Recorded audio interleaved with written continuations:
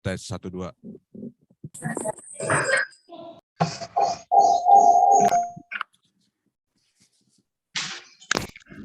Afternoon, selamat siang. Assalamualaikum warahmatullahi wabarakatuh.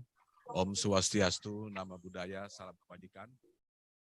Excellency, our Deputy Executive Minister for Market Resources, Mr. Jody Mahardi. Excellency, Deputy Minister for Environment, Water and Aquaculture, Kingdom of Saudi Arabia, Mr. Osama Fahed. Speakers and also delegates, welcome to this afternoon meeting regarding the Today we will have a very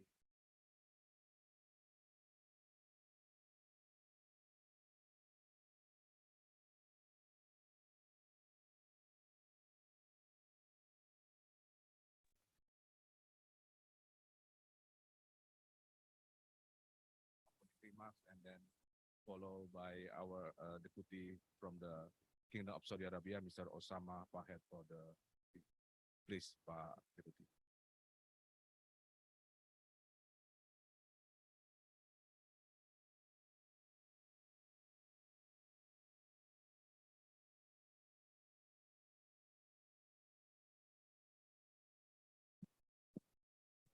Good afternoon, everyone. Ambassadors, Deputy Ministers on Environment, Climate and Ocean, Deputy Minister Osama, Dr. Osama, Professor Carlos, honorable local governments of Bali, honorable speakers, distinguished guests, ladies and gentlemen. Assalamualaikum warahmatullahi wabarakatuh. Om Swastiastu and very good afternoon. So first of all, I would like to thank and welcome all of you and extend our appreciation for attending this important event. Welcome you also to this beautiful island, Bali. So I'm really glad that we could meet here to discuss coral reef, blue natural capital. As you know, Indonesian archipelago had been described as a tropical string of jewels, as well as being an equatorial paradise. Our Indonesian water that stretches around 6.4 million square kilometers provided a spawning ground for one of the richest marine biodiversity in the world. As the largest archipelagic state and mega marine biodiversity, Indonesia is fully aware that our marine ecosystem and our rich marine biodiversity plays a very important role in global ocean health. So being located in this world coral reef triangle area, Indonesia is the epicenter of the distribution of rock coral in the world. Indonesia's coral reef ecosystem area is estimated to reach 2.5 million hectares and having about 590 species of hard corals, which are included in 76 genera. In general, our coral reef system have several ecological and sub-economic roles. In terms of ecology, our coral reefs are habitats for marine biota, and it is a source of biodiversity. Coral reefs are places for spawning, foraging, and shelter for fish. So good reef conditions can improve also our fishery productivity. Coral reef are also the site of producing various compounds important for supplements and medicines. And our coral reefs too are able to protect our coast from the threat of abrasion. So from a social point of view, the income of coastal communities can also increase through fisheries and marine tourism. So considering the great benefit it provided, it should get better attention from the government, civil society organizations, corporations, and politicians. But despite its essential role, Indonesia's coral reef ecosystem is believed to be under severe pressure from fishing activities using poisons and explosives. Overfishing, sedimentation, and pollution are also serious threats. Recently, it is estimated that nearly 25% of life in coral reef ecosystems have died, partly because of bleaching due to an increase in temperature. In 2020, Indonesian Institute of Science released coral reef status in Indonesia, that says about 28.8% are in good conditions, 37.4% moderate, and 33.8% in bad conditions. So distinguished guests, ladies and gentlemen, to prevent further damage and improve the conditions of coral reef in Indonesia, our real action is needed. One of the activities that can and have been done to overcome the current condition is by conducting conservation and restoration of coral reefs. The goals of a conservation area is to protect, preserve, and utilize the ecosystem as a buffer habitat for the aquatic biota at present and future. In addition, conservation area also protects specific characteristics of coastal areas and small islands so that regional management will be created sustainably and effectively. An example of its current application is the establishment of conservation areas by the Ministry of Marine Affairs and Fisheries, the Ministry of Environment and Forestry, and local governments in Indonesia. The main goal of coral reef restoration is to improve the quality of the degraded reefs in terms of ecosystem structure and to bring ecosystems that have been degraded back to be as close as possible to their original condition. It can be said that awareness in the importance of coral reef and the need for restoration of coral reef ecosystem in Indonesia really began in 1998 with the introduction of the Coral Reef Rehabilitation and Management Program. The CORMAT program is designed in 3 phases. The phase 1 is initiation from 1998 to 2004. Phase 2 is acceleration from 2005 to 2011. And phase 3 is institutional strengthening, which take place from 2017 to now, with a total investment of more than $170 million. As a result, through the implementation of the CORMAT program, the condition of our coral reef is improving. It has increases marine biodiversity, thereby improving the welfare of the coastal communities. Another coral reef restoration program initiated by the Indonesian government is the Indonesia Coral Reef Garden, or Icrg. The Icrg was launched on October 7, 2008 in Bali during the IMF and World Bank annual meeting. It's a national coral reef restoration program that synergizes scientific and socio-economic aspects of marine resource management, especially for education, ecology, economy as main pillars of the program itself. In its implementation from 2018 to 2020, this program has been restoring about 753,000 square meters of coral reefs with a total investment of $7.9 million. Distinguished guests, ladies and gentlemen, to maintain and improve the condition of our coral reef and the world, it is necessary for us to take real action and to make this happen. It requires commitment and cooperation from various internal and external parties. This collaboration can be in the form of improvement and exchange of innovative financing, innovative technology, or breakthrough in science and knowledge on coral reef restoration and conservation. Therefore, I hope that through this meeting, we can discuss follow-up steps and collaboration on coral reef restoration from a scientific and socio-economic perspective. Also, I would like to share our future plans for establishing the Coral Stock Center and the Global Center of Excellence on Coral Reef as center of knowledge for multidisciplinary coral reef ecosystem. One of my colleagues, an expert on this, will further explain this initiative through this workshop. So we would welcome any collaboration on this. I really hope that this meeting will deliver concrete, actionable policy recommendations on coral conservation and restoration cooperation for a sustainable ocean and strengthen our ocean diplomacy at G20. Thank you. Om Santi, Santi, Santi Om.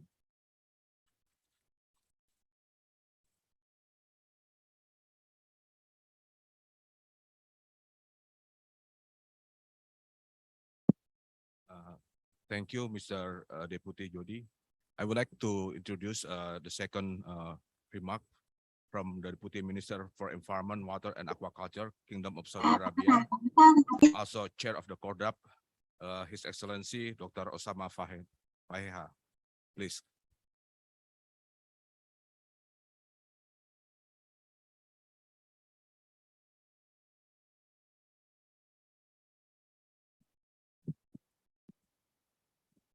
afternoon.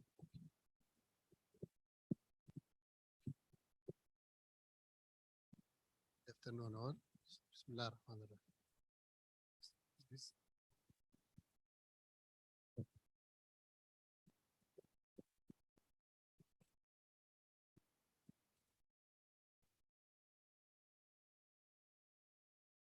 Bismillah, alhamdulillah, wa salatu wa salam ala Rasulillah.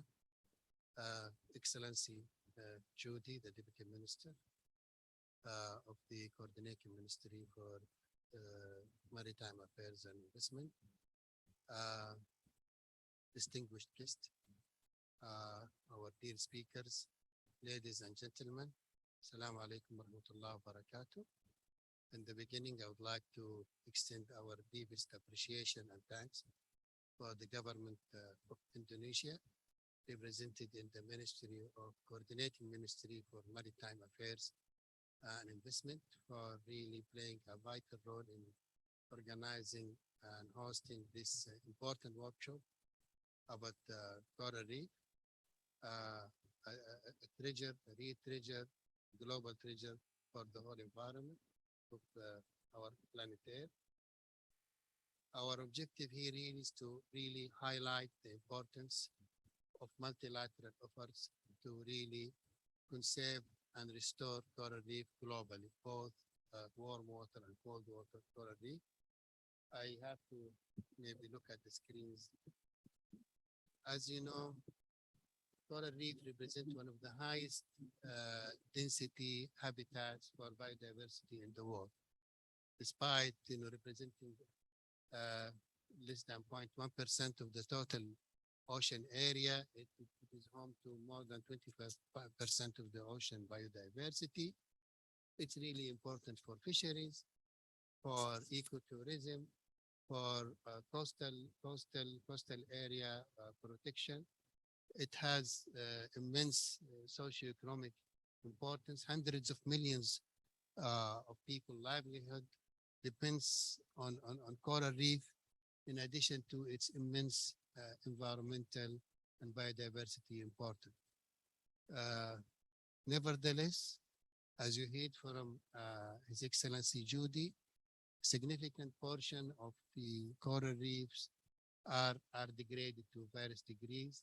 The majority of them, as a matter of fact, are degraded. Some are slightly, some are severely.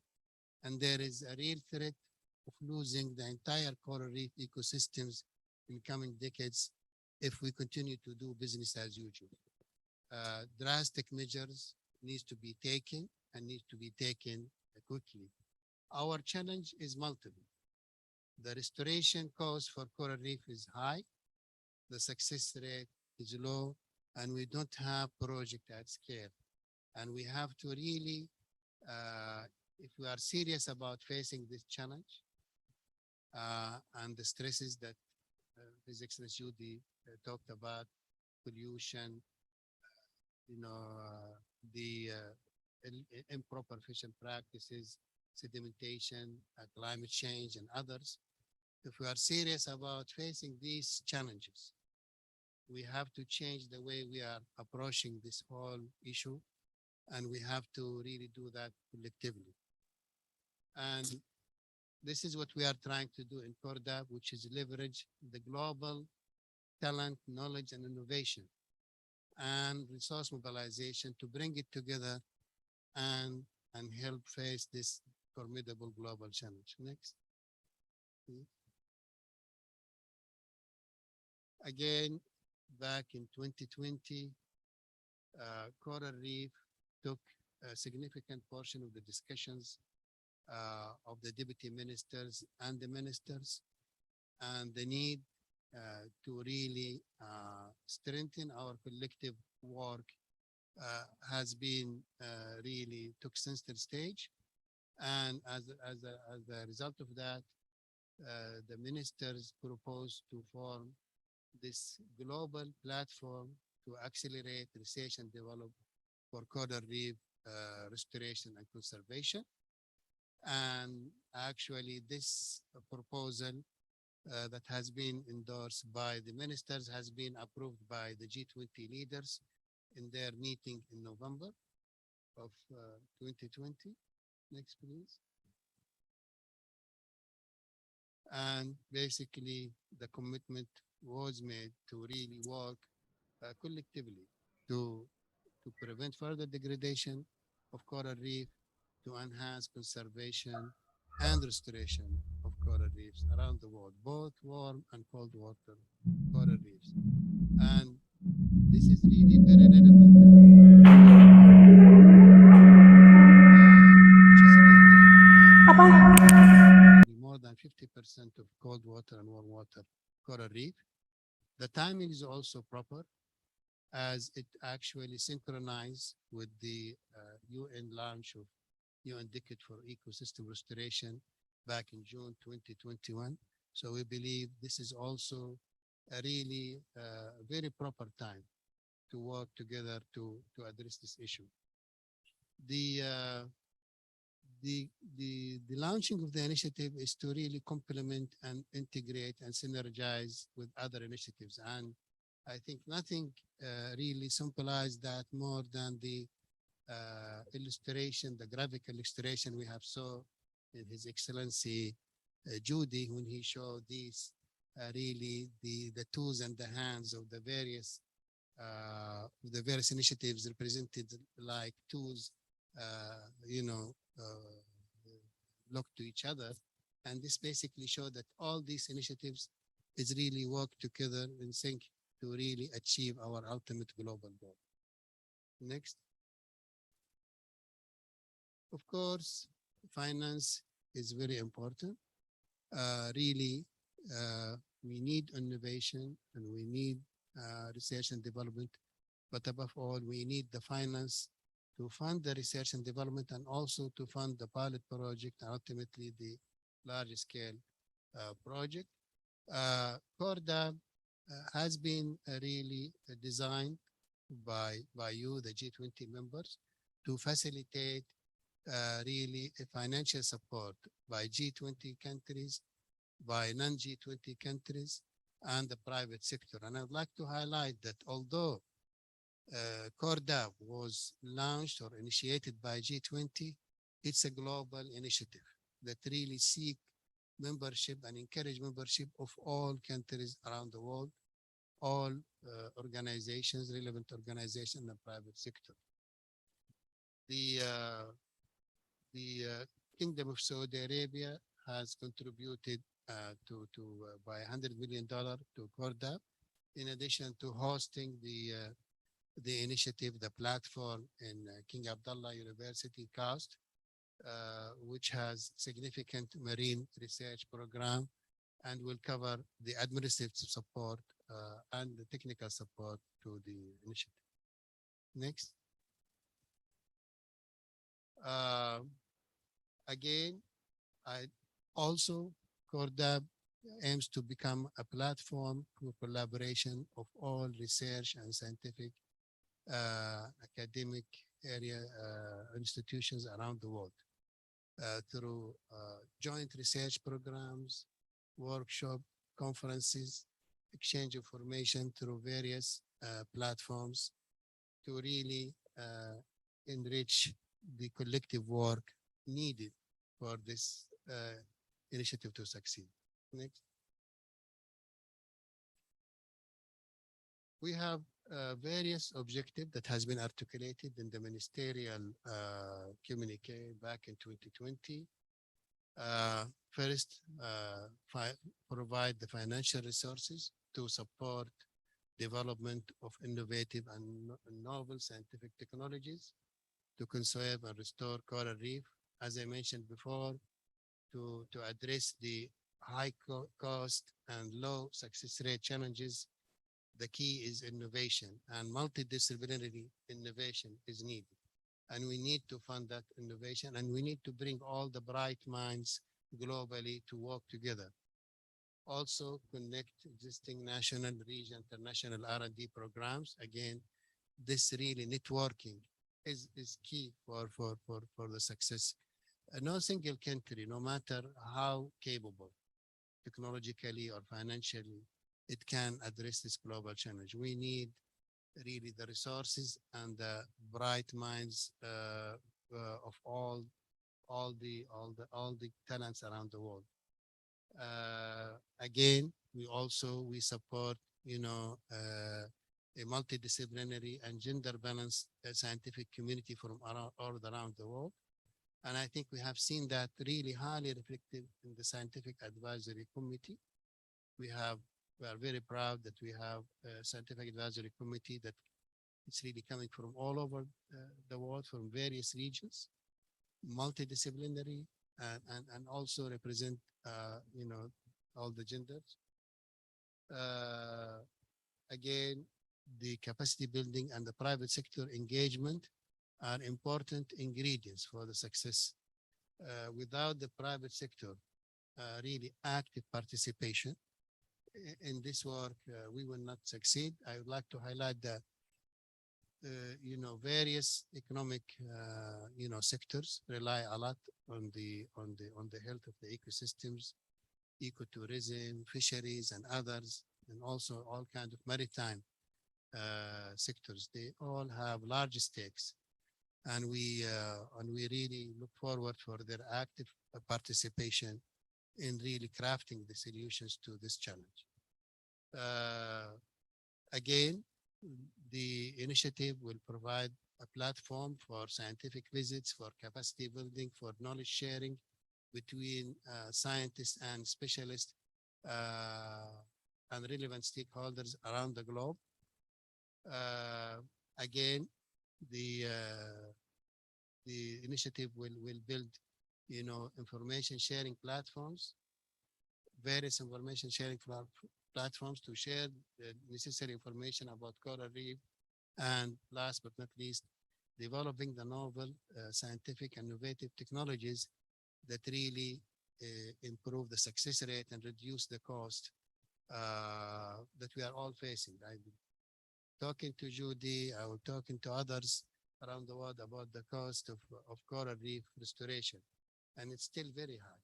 In various countries, it's still very high, and we need to really reduce that cost so that we can reach to the scale that is really appropriate to face the challenge at hand. Next, please.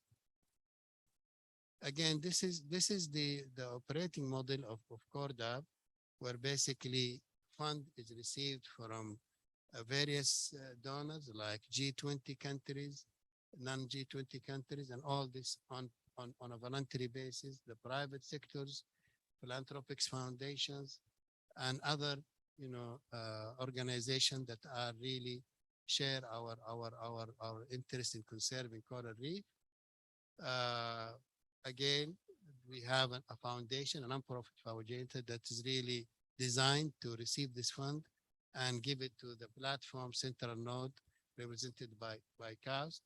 We have really a governance. We have provided an oversight. We have an initiative governing committee, IGC. Now we have in the IGC 15 G20 countries are members of the IGC. Plus we have many other international organizations that are also working very closely with us.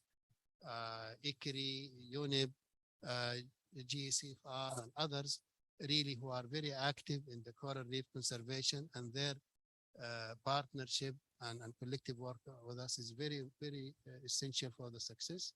And then we have the platform center node, which really issue the call for scientific research that is guided under the oversight of a scientific advisory committee. Again, it's, as I mentioned, the scientific advisory committee really comes from various parts of the world, multidisciplinary, represent really leading experts in various fields related to coral reef conservation. The projects that the CORDAB supports are performed by scientists and institutions all over the world. And again, there will be, the collection of all this knowledge will be shared through the various knowledge sharing outlets and platforms that I have mentioned before. Again, all our work really supports into really enhancing the conservation restoration of both warm and cold water coral reefs globally. Next. Again, these are now the current active members that we have. We have 15 G20 countries currently, and we have a number of international organizations that are working actively with us, really in the IGC meetings, in the SAC meetings, and now during the implementation phase in the proposal reviews and follow up on the progress of the projects. We are holding this workshop to really shed more light about CORDAP and to really call about the participation of all countries around the world. Because again, I repeat, this is a global initiative with the intent to be as inclusive as possible to all countries around the world to come and work with us, whether the countries or institutions or scientists or the private sector. Next. Again, this is the, I have been elected by my colleagues in the IGC to share IGC, and my colleague Jennifer Cross is the vice chairman of the IGC, and of course you all know Professor Carlos, who is now the current executive director of CORDAP, and he played a vital role through the inception of the ideas and working with G20 really to get the support and in the foundational steps of it. Next, please. Again, as I mentioned, we are very proud that we have really a large community of experts and subject matter experts from all over the world that are key to the success of CORDAP, working in various aspects of the Scientific Advisory Committee, advising IGC, working with the Platform Central Node to really formulating our programs. Next. This is the governance structure of CORDAP. We have the Initiative Governing Committee, which is provide overall oversight, approve the strategy, oversee budget allocation and all key strategic decisions of CORDAP. We have the Scientific Advisory Committee, who really set the scientific priority, develop the scientific plans and the strategies, and also oversee all the scientific aspects. We have the Central Node, which is the heart of the initiative, led by Professor Duarte and his very active team to really do all the technical administrative work of CORDAP. And we have the nonprofit foundation, which is the financial arm of CORDAP, basically raising the fund and availing it for CORDAP to do its support for the scientific and innovation research. Next, please. This is the process, that led us to establish this CORDAP after the approval of CORDAP by the ministers, environmental ministers in G20, as well as the leaders in November. In the communique, in the seal communique, it was established that a foundation committee, ad hoc committee, is established, including those G20 countries who elect to be in that committee, to put the detailed governance and terms of references for CORDAP. Actually, the leaders met in 20th November or 22nd November. In December, the first week of December, the founding committee held its first meeting. And in April 2021, it's concluded its meeting by issuing the governance structure and the detailed term of reference for CORDAP. In June, IGC committee, the initiative committee, was inaugurated. And basically, after that, the members representing the countries in the IGC has been identified.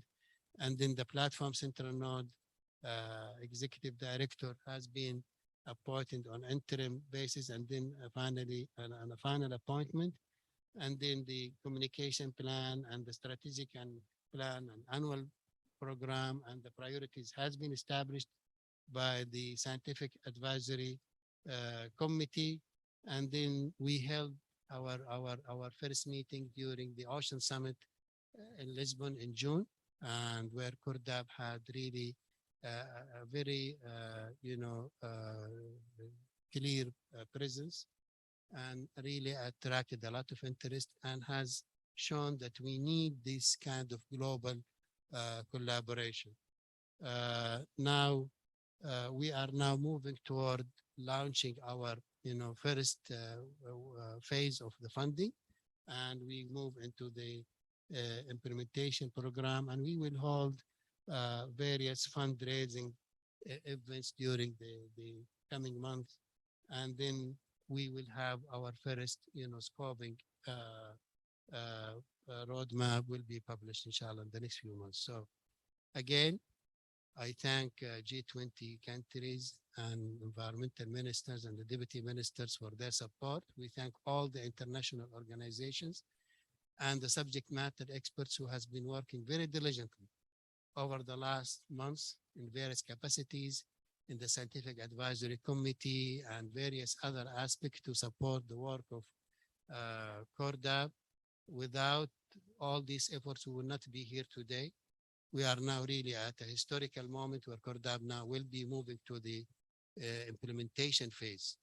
And again, maintaining the momentum, ensuring that this initiative is really for all and cannot succeed without the participation of all G20 countries, governments, non-G20 country governments, research institutions, the private sectors, and all others needs to come together to really work into this very important work to really conserve our planet Earth. Thank you very much. And wish you success.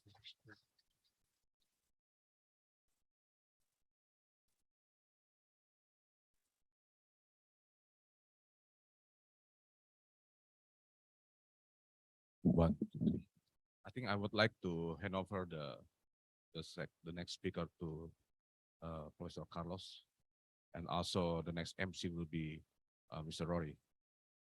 Thank you.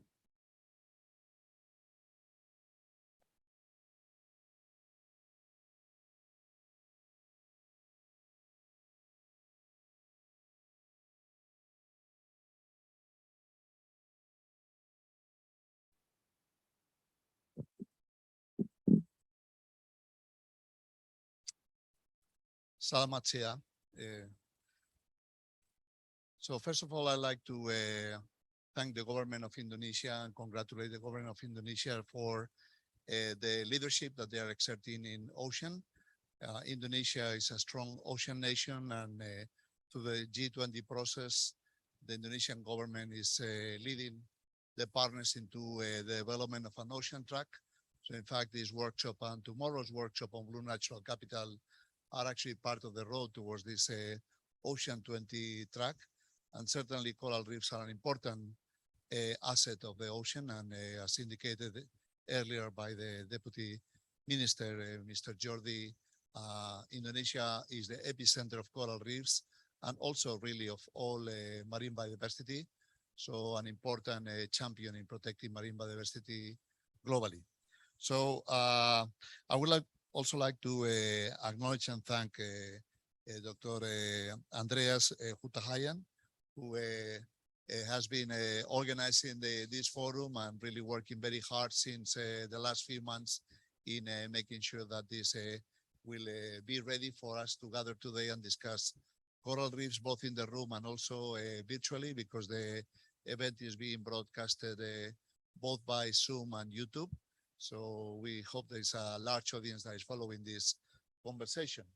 And I would like to take the description of the path of Kurdab at the place that the chair, Dr. Osama Fakia, the Deputy Minister of Environment of the Kingdom of Saudi Arabia and elected chair of Kurdab left it.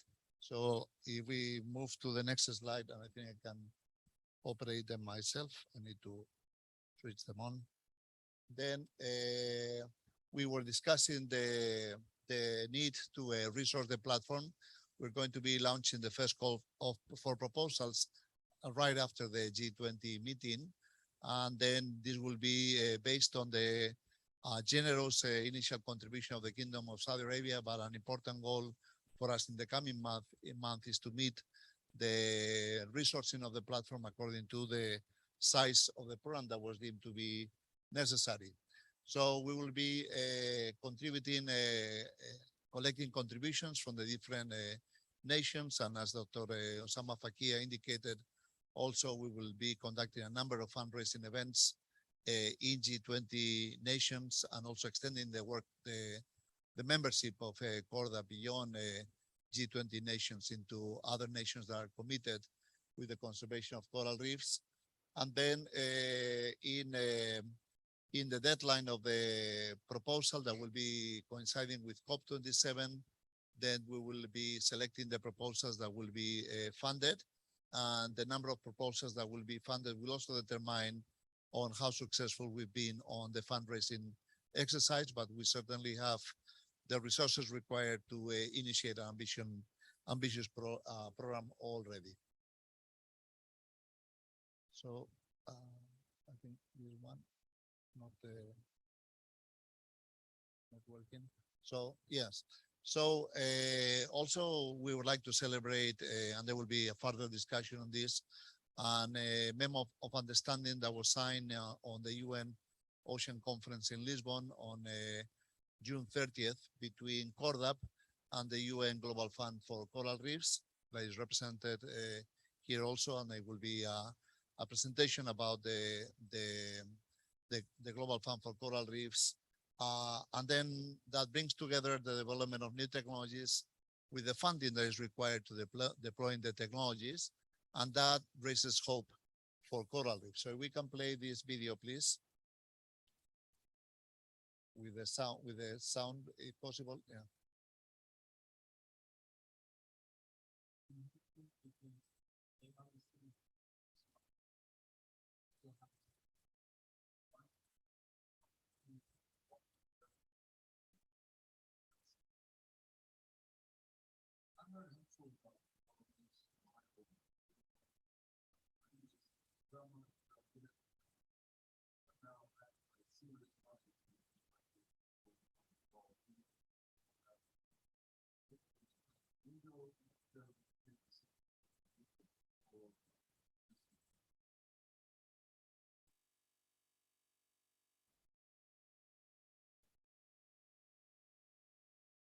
So we can move, I'm already able to move them. So partnerships are very important because the challenge to conserve coral reefs in the ocean and certainly critical. So coral reefs are often equated to the rainforest of the oceans because of the biodiversity they support in their waters, in the ecosystem. And as rainforest, coral reefs are also challenged by climate change. So increasingly, our rainforests are being destroyed by wildfires, which are increasing in frequency and prevalence due to climate change. Coral reefs do not burn, but they also are destroyed by climate change and heat waves through coral bleaching that leads to the loss of coral reefs and has already led to major losses on the last decade. About 14% of extending coral reefs have been lost on the last decade, and much of that can be attributed to climate change. So wildfires and bleaching are now compounded with climate change to destroy both our tropical forest and our coral reefs. And then when we lose a tropical forest, we go and plant it back. And we go and plant it back because society realizes of the importance of forests, and we do not settle for just losing them, even though they will be at risk of burning again. We go and plant them. But when we have a coral bleaching, then most times we grieve, accept the loss and move on. So there is a disconnect in the level of ambition that we apply to valuing our tropical forest and valuing our coral reefs, even though they play an essential role both on supporting biodiversity and livelihoods of people on land and the ocean. And the question is why we pledge that we're going to plant 1 trillion trees. which was a pledge that was raised in the World Economic Forum a few years ago, but has already raised a lot of contributions from different nations, including the Kingdom of Saudi Arabia and no doubt Indonesia, to contribute to this goal of planting 1 trillion trees back to restore our forest. For coral reefs, we don't really have a target. And in fact, the target that we have is one that lacks ambition. We try to hold to the little that will be left when we are able to reach net zero in 2050, rather than try to recover the amount of coral reefs that are lost. And the reason why we have that low ambition for coral reefs is because, as indicated by Dr. Osama Fakia, coral reef restoration is hard. Current practices only engage citizens able to scuba dive because most citizens do not have the capacity to work underwater. And then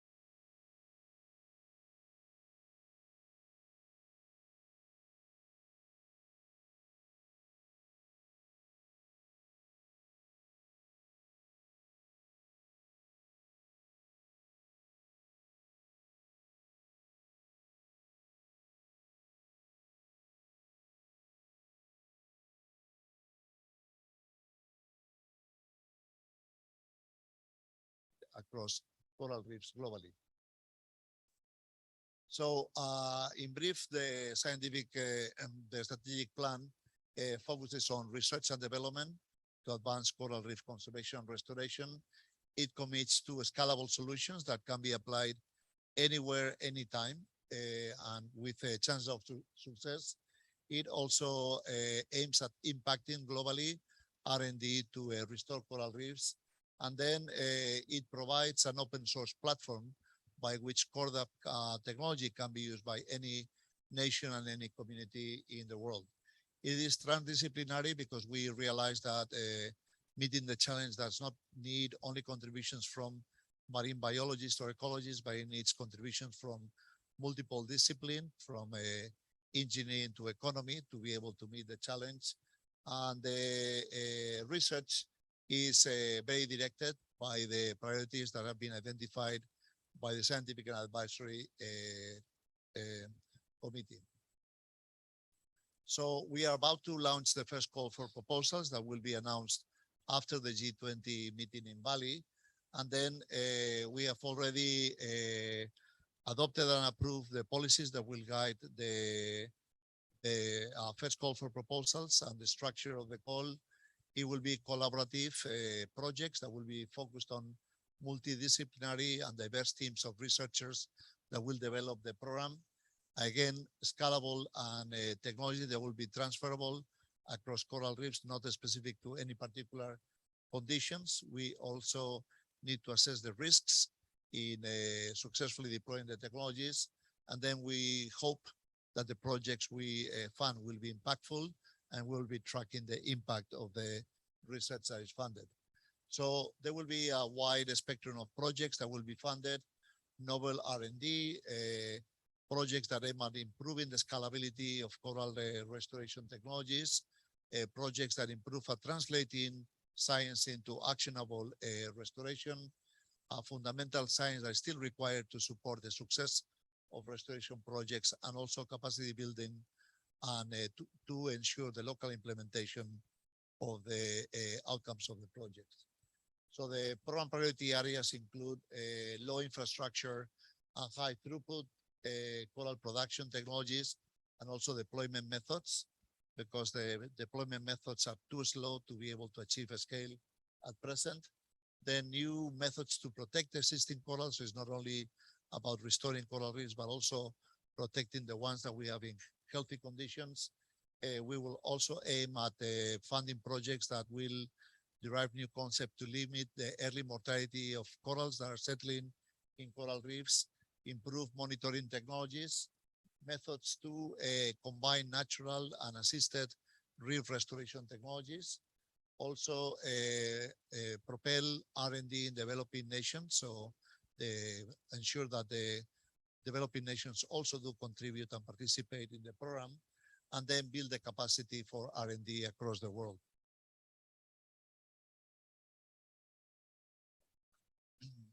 So we are also launching a series of workshops that we call scoping studies. So these are studies where the Scientific and Advisory Committee felt that there are gaps that preclude directing the investments into specific areas of research.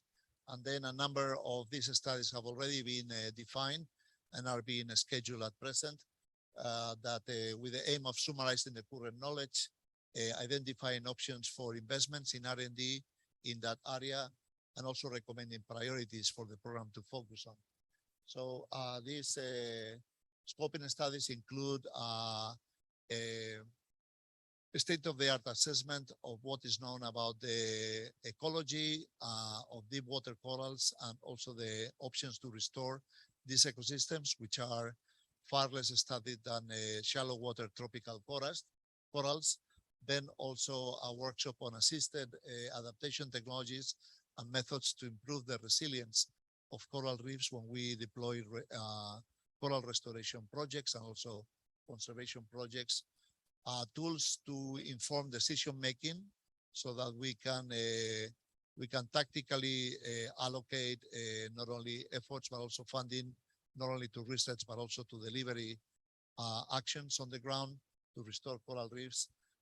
The assessments of risks in different technologies to restore and conserve coral reefs, and also new strategies for the automated operation of coral nurseries and improving the automatization of the workflow that is involved in coral restoration, bringing coral nurseries to the aquaculture scale. So these workshops will be open to participation, although they require the input of the top global experts, but we seek to have a balance in the participants in the workshops between developed and developing nations, and they will be completed probably within 6 months from now. So the first funding call will be again announced shortly. And I direct you, for those of you who might be interested in participating in the call, or at least knowing what is being prioritized, to be alert to the webpage of CORDAP, which is cordap.org, to find more about the call. But basically, each project will have a minimum of 3 institutions that will be participating. And then one of them will take the lead, and there will be 2 co-applicants or more.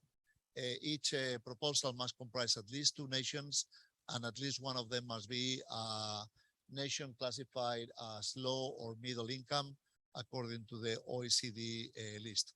And the participation of the developing nations should not be just ornamental. They should be actively involved and have a very important role in the proposal that is well justified. So all kinds of organizations are eligible. So not only academic institutions, but governmental laboratories, foundations, NGOs, everybody can participate, the private sector as well.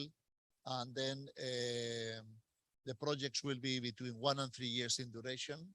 And the maximum budget for each project will be around 1.5 million US dollars. So the call for proposals will be reviewed in 2 stages.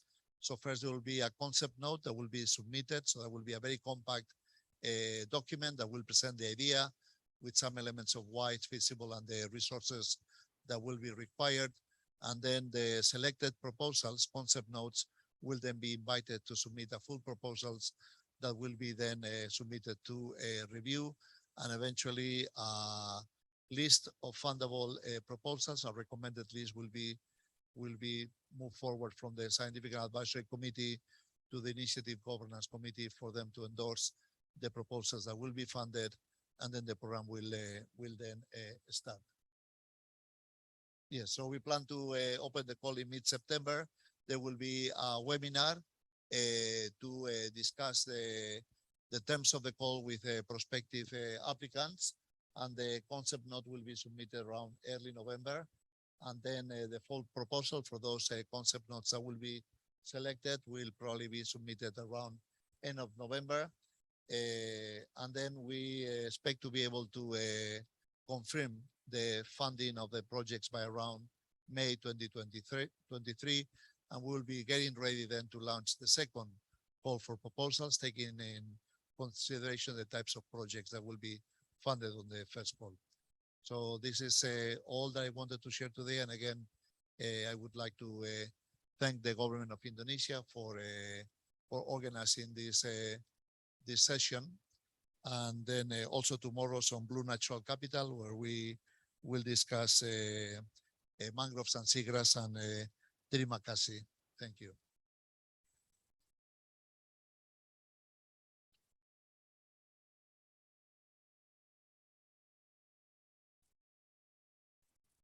Thank you, Carlos. And His Excellency Osama Fakia, a very good description of CORDAP. For any of the delegations that are here, CORDAP will be happy to brief you on how you can get involved and engage with the CORDAP initiative. As Dr. Osama mentioned, it's at the point now where everybody needs to come together to support the platform and these projects that are coming forward. So at the moment, I'd like to introduce Mr. Jabanex Batista. He's the Deputy Head of the Secretariat of the Global Fund for Coral Reefs on financing coral reef restoration and conservation.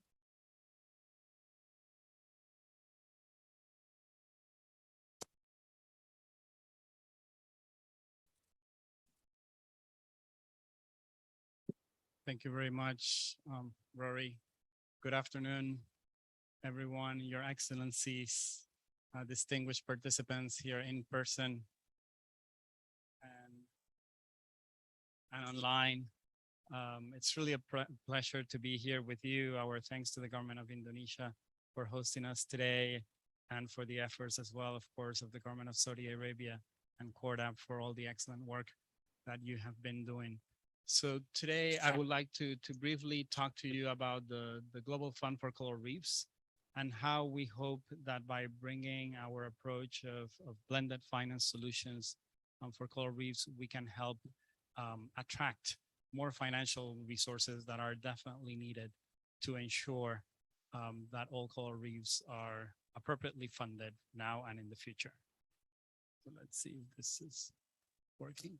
So I think we have already really established through the previous presentations the importance of coral reefs for everyone around the planet. They provide food, they host 25% of biodiversity, they are key for local economies, for national economies, and to say it, to the world economy. So they are essential for our current way of living and for our future way of living.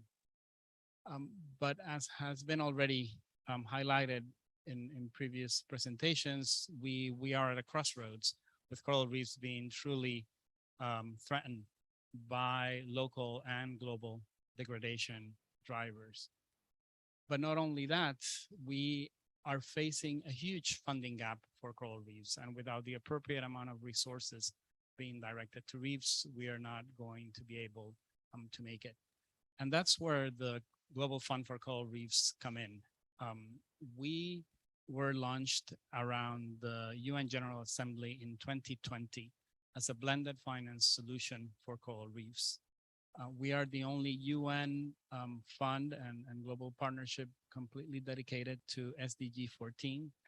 And we are basically looking at deploying financial resources from both public sector, philanthropic sector, and the private sector in the amount of initially of around $625 million to build what we call reef positive businesses and financial mechanisms that would give coral reefs a better chance for survival. This is truly thanks to an amazing coalition that brings together member states, currently the governments of Canada, the UK, France, and Germany are part of this coalition.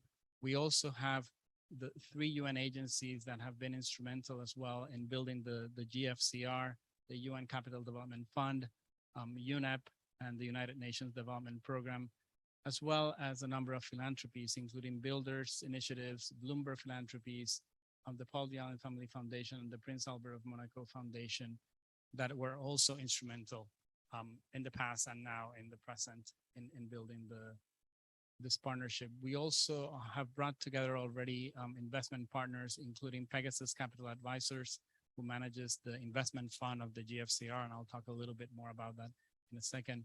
And they are supported currently by the Green Climate Fund, private sector window, as well as Builders Initiative in this investment fund. But of course, our work in the GFCR would not be possible with partnerships, as Carlos was saying. So we have a number of institutional partners that include CORDAP, and we're very proud of the partnership agreement that we signed during the UN Ocean Conference in Lisbon. But we also are working with the Convention on Biological Diversity, with Iclrg, the International Coral Reef Initiative, who has been truly instrumental in the development of the concept of the GFCR and in raising the flag for the importance of the GFCR as a financial mechanisms for coral reefs. And of course, others like IUCN, the Ocean Risk Resilience Action Alliance, and UNESCO. But what do we want to accomplish? Our main objective is to prevent the extinction of coral reefs in our lifetime. And we are doing this through 4 pillars. The first one is that we aim to protect the most resilient reefs around the world, because in many ways they serve as our coral reef bank for now and for helping us build coral reefs in the future after what the expected degradation is going to do to this ecosystem. But we cannot stop at just protecting the most resilient reefs. We also have to transform the activities that are currently degrading the coral reefs and make those activities reef positive activities. And I'll talk about that in a second.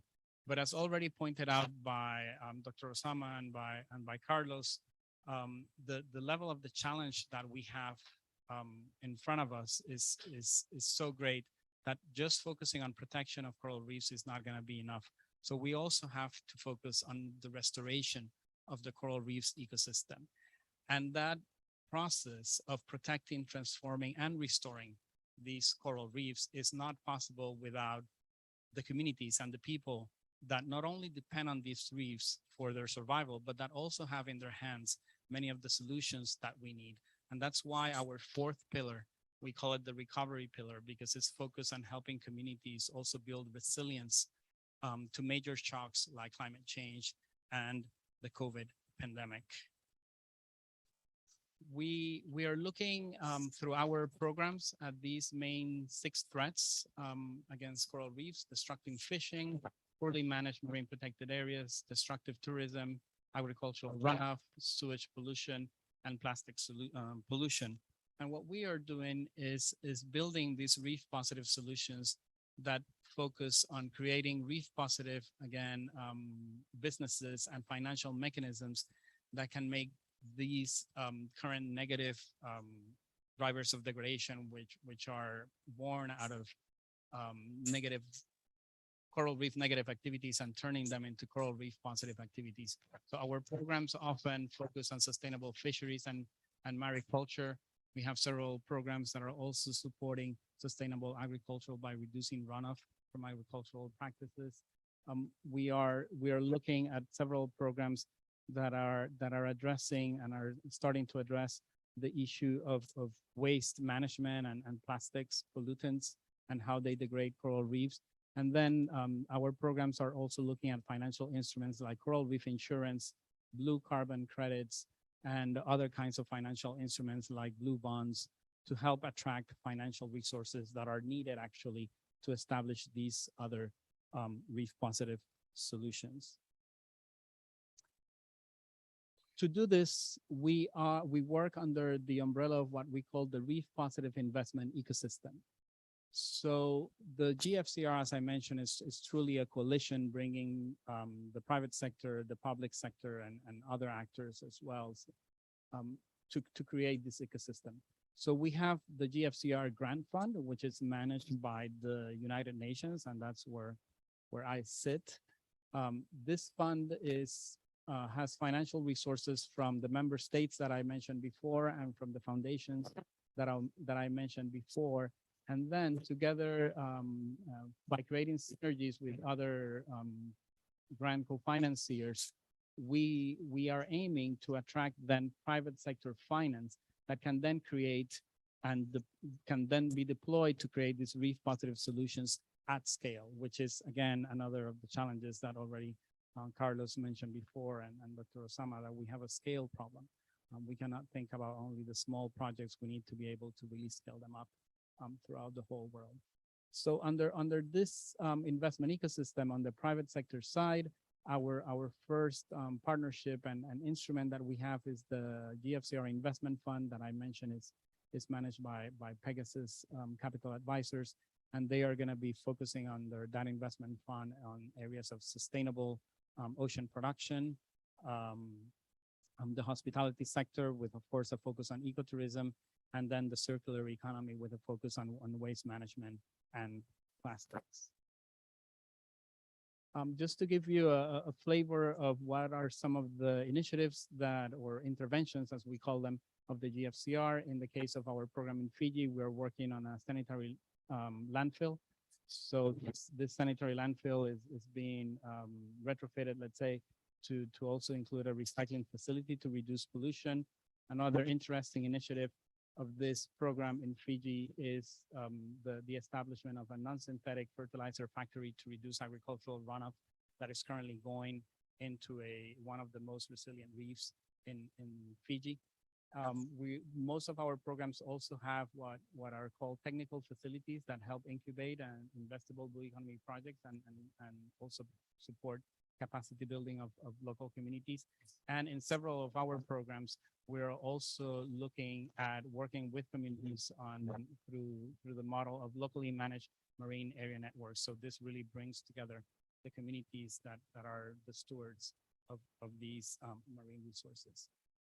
To give you an idea of where we are currently putting our eyes on and our financial resources through an initial study that we call an investment plan for the Gfcr, 34 countries were identified as the 34 priority countries for this coalition. Right now, we have programs in several of these, including the Bahamas, the Mesoamerican Reef, Kenya and Tanzania, Fiji, as I mentioned, Papua New Guinea, the Philippines, and we do have a program starting implementation in Indonesia with Conservasi in Indonesia, who is focusing on bringing new revenues for marine protected areas, also focusing on seaweed farming as well. So this is just to give you an idea of how we are looking at the coral reef global map.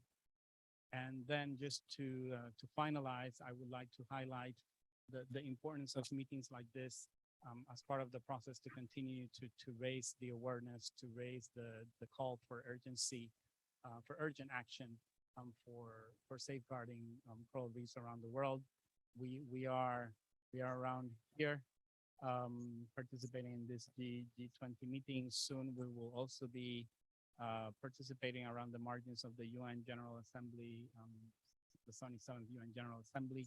We are going to be participating at the UNFCCC COP27 in Egypt, as well as the CBD COP that is being welcomed by the government of China and welcomed by the government of Canada and presided by China, as well as other international events next year.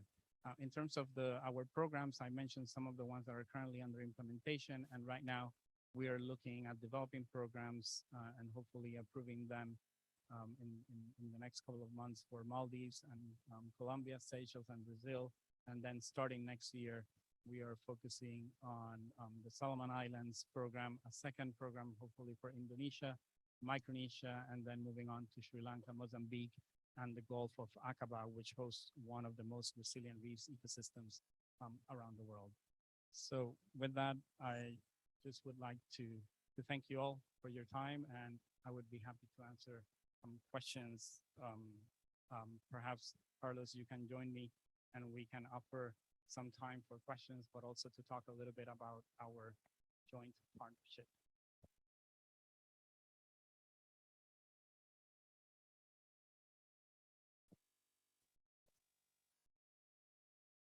Thank you very much, Java. So we have a little bit of time now for questions, if there are any in the room, and I then give up this microphone because we need to use the microphones as this is a hybrid forum. So we have both a physical attendance audience here, but also there will be colleagues that are following us through YouTube and Zoom.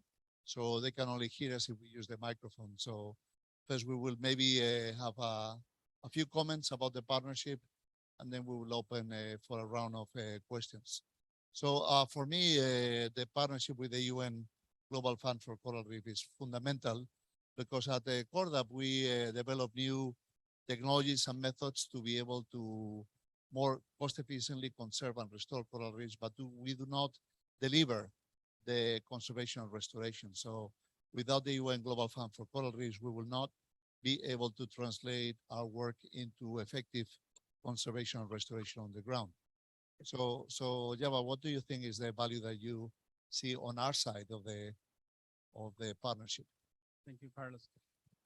We were talking actually earlier today, but also in the past about how difficult it really is to do coral reef restoration. And I think the coral reef community, we have not figured that out, but we know that the research and development is highly needed for that, and also the financing aspect for really scaling up coral reef restoration. And I think that's really where the value of our partnership really comes, because we are very much complementary with your scientific research and development knowledge and our financial expertise. We believe that this partnership can really make a significant difference on truly scaling up those new technologies that are needed and methodologies for coral reef conservation, and making this bankable, really making it scalable and reducing that cost that Dr. Osama was referring to before, that it's really one of the main barriers that we have. So hopefully that's what we can accomplish through this work together. Absolutely. So I think one of the outcomes is that probably the funds that the UN Global Fund for Coral Reef will be able to raise will stretch further. So the effective area that will be conserved and restored through that through those resources will be further if we're able to supply you with more cost-effective methods, but also that that partnership may provide confidence to investors that investing in coral reefs is sound and will be successful. So perhaps we can even raise the ambition of the overall target in terms of the global footprint of our combined program and even the scale of finances that might be deployed. Yes, no, completely agree. And I think your first call for proposals for us is extremely welcomed. And we hope that you get very interesting projects. And once you have those new ideas on the table, we should definitely work to see how we can make synergies with the current programs that are currently being funded by the Gfcr, but also with future programs so that we can integrate our partnership already in the water, literally from the beginning. Yes, and then one last comment that I'd like to make is that, in fact, working with you and your organization, we realize that the type of innovations that we need and new technologies do not only exist in terms of conservation and restoration, but also we need new financial mechanisms. And we probably need an entire new framework to bring the value of coral reefs, which is immense, to people in the world, translating that into effective financing for conservation and restoration. Because, as I mentioned earlier, I calculated that if our ambition will be to restore corals to their former abundance, we'll probably need to mobilize about $1 trillion. And currently the aim of the fund is about 650 million. So that means that we need to raise the ambition by 1,000-fold to be able to meet the objective.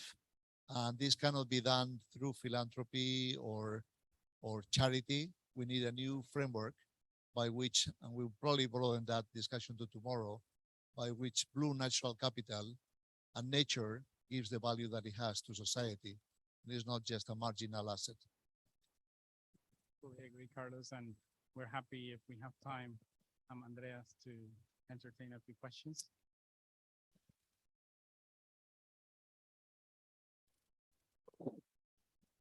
Maybe for 2% question, if any. 1 and 2. Okay.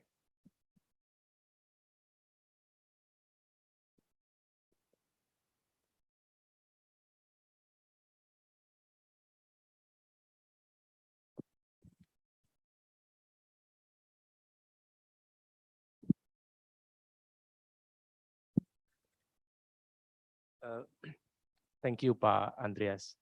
Let me introduce myself. My name is Udi Eko Hirnawan. I'm working for the Research Center for Oceanography National Research and Innovation Agency, BRIN, Indonesia. I got one question. Previously, these are all about coral reefs. And in Indonesia, very often, it is not about coral reefs, but it's also seagrass and mangroves. There are interdependence between those three ecosystems.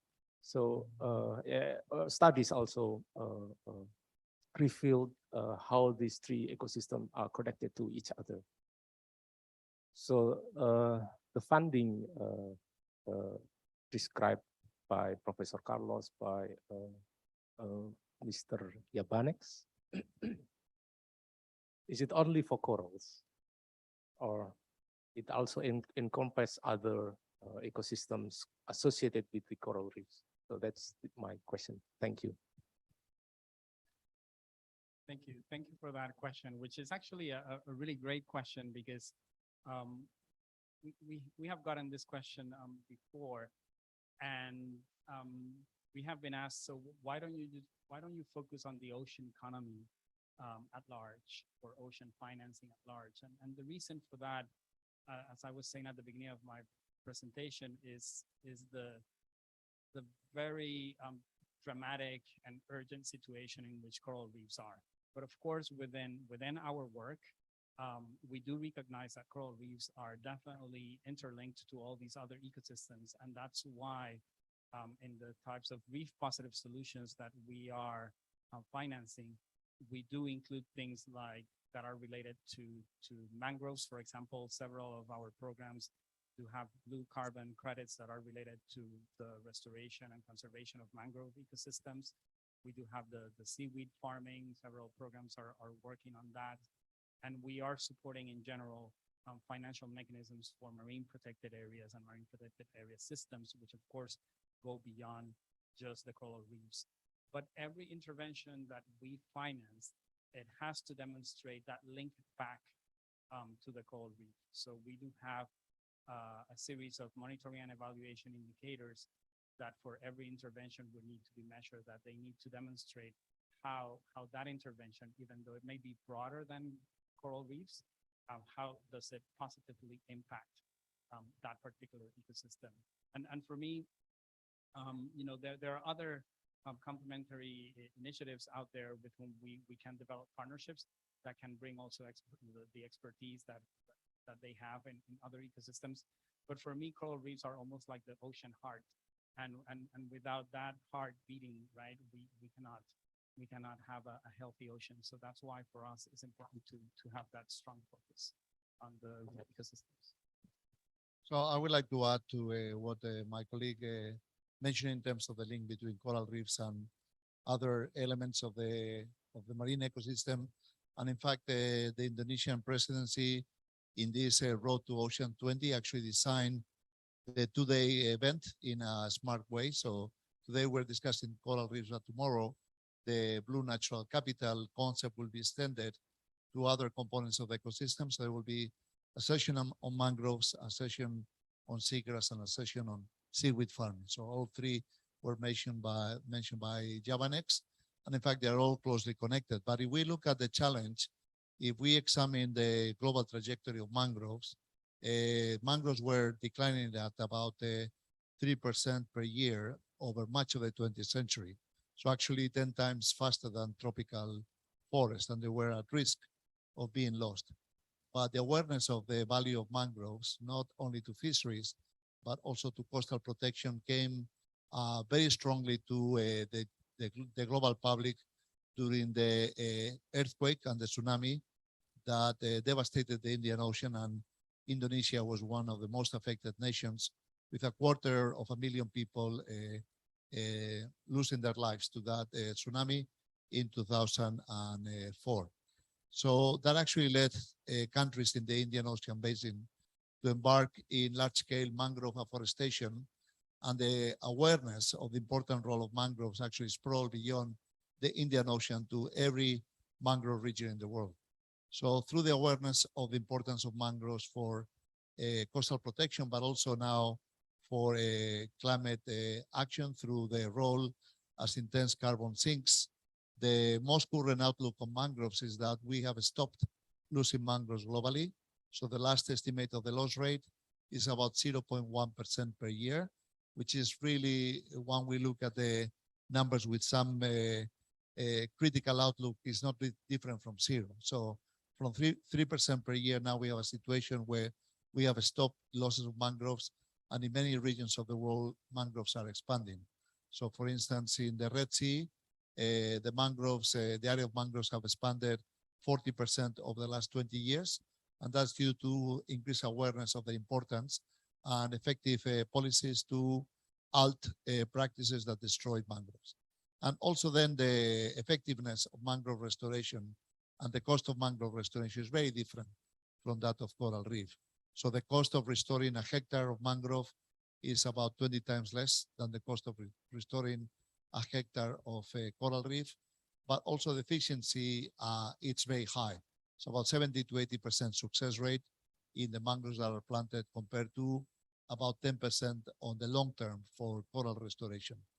So that really puts corals at a very different situation to mangroves, and seagrass are somewhere in between.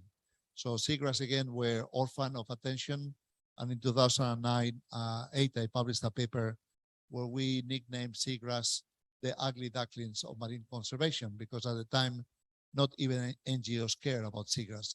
but now their value in coastal protection and also carbon sequestration is widely recognized. And in many regions of the world, including Europe, North America, Japan, China, many other seagrasses are now expanding through conservation and active restoration. And again, the success rate and the costs are different from that of coral reef. So I believe that really why the focus of both CORDAP and the UN Global Fund for Coral Reefs rest on corals is not only because of their importance to supporting biodiversity and the livelihood of people and defending our shorelines, but also because of all ocean components, that is the one that has the highest risk of failure in terms of conserving coral reefs with climate change, and also our current inability to be able to protect them and restore them efficiently and at scale. So I hope that addresses your question.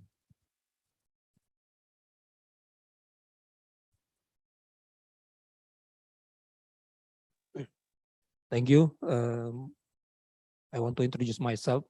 My name is Martin Welly from Coral Triangle Center, or CTC. And then your presentations both is very good and well connected with what have been done in Indonesia on the coral reef protection and management. And as you mentioned that to avoid the reinventing the wheel to protect and manage the coral reef in Indonesia, actually in our country there are ongoing initiative like we have a national action plan on coral reef protection and management, as well as the newest is like Indonesia Coral Reef Garden. And in regional context is we have a regional plan of action on city ICFF and so on. And now many program and project on coral reef protection and conservation. My question is, how do you approach and mechanism to link with this all ongoing initiative, so they start to again reinventing the wheels or overlap? So this is to filling the gap, and then to go to the goal, the success of coral restoration and protection in Indonesia. That is my question. Thank you. Thank you very much. And I would maybe take the first attempt at addressing your question, then hand over to my colleague Java next. But certainly Indonesia is at the forefront of coral restoration efforts.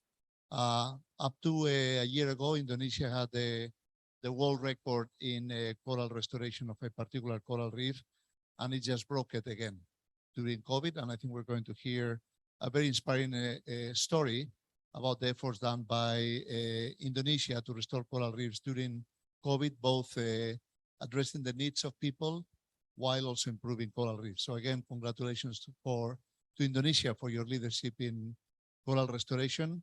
We do have a wheel in Indonesia, but the wheel that we have, even if it's the best of our wheels, is still a square. And we need a wheel that is round, so it moves smoothly. Because if we compare coral reef restoration again to mangrove, for instance, the projects that are being done, individual projects on mangrove restoration, already in the 70s, Vietnam restored the Mekong mangrove forest that was destroyed during the war, the US war. And that mangrove restoration project in the 70s was 2,500 square kilometers. Now there are projects on mangrove restorations that the scale is tens of thousands of square kilometers. And in coral reefs, even though you have the world record now, that world record is below 1 square kilometer. So we're still at a very different scale. And yet, while your efforts are commendable, I think we should all strive at being able to move from a square kilometer projects, which is again the frontier, where you have brought coral restoration to hundreds and even thousands of square kilometers. And I believe that for that, we do need a new wheel. The current wheel is not enough to scale up our efforts to that size. And we at CORDAP are actually very well informed, and also I believe in UN Global Fund for Coral Reefs, of your efforts, because Indonesia is one of the founding members of CORDAP and is represented both in the Initiative Governance Committee and also in the Scientific and Advisory Committee, and your delegates are in the room, and they feed CORDAP with the latest experiences and knowledge of the efforts that are taking place in Indonesia. So one of our goals is to connect existing research programs, and therefore building on your successful projects is one of the keys to our own success. Thank you. The only thing I would add is that maybe offline or when the event is over, I'm happy to talk to you more about how the center can connect with our partners here in Indonesia, which I believe they are already having conversations with you. Thank you.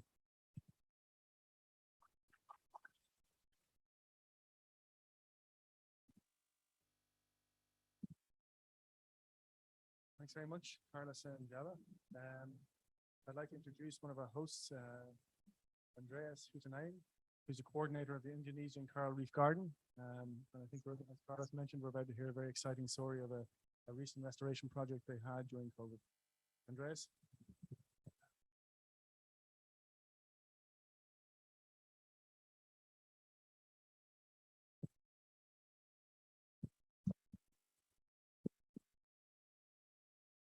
That's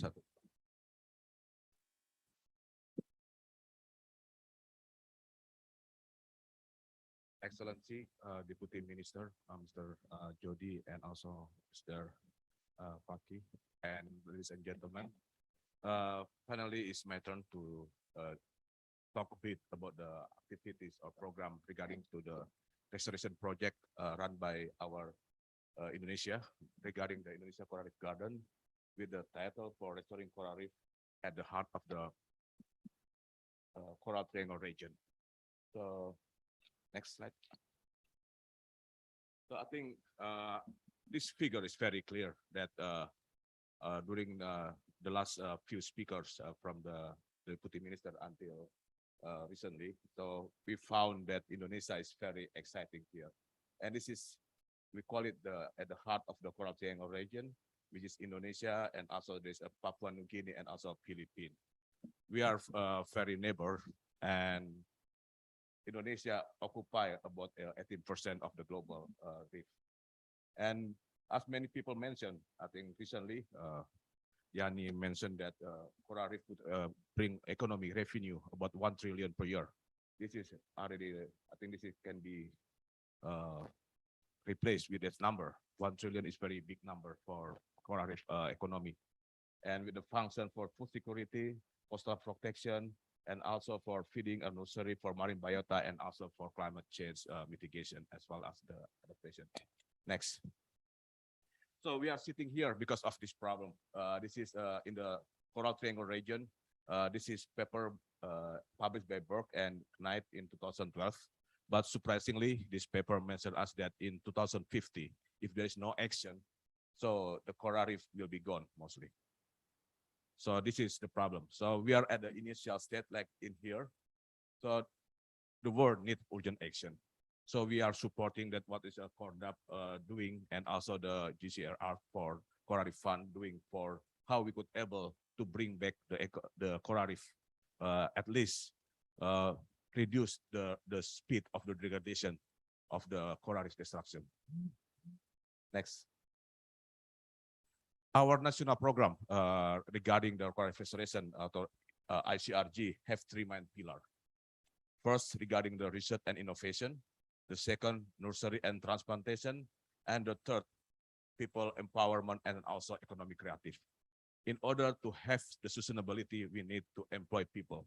We need to develop what kind of initiative, especially in Indonesia. Many people have a link to this ecosystem very good way, but they have limited access to other potential revenue or economic creative that can be bring them to sustain the coral reef ecosystem in that particular area. This initiative initiated in 2017 and launched during the annual meeting of IMF World Bank meeting in 2018. And up to now, there are several activities. And the important thing is in 2020, when the pandemic starting, we have a government initiative, call it the National Economic Recovery for Coral Reef Restoration. We call it PAN Iclrg. And after that, we have also the important thing, the investment forum for the Icrg in 2022. in Bali. Next. So regarding the National Economic Recovery Program for Coral Restoration Project in Indonesia, it's starting in 2020.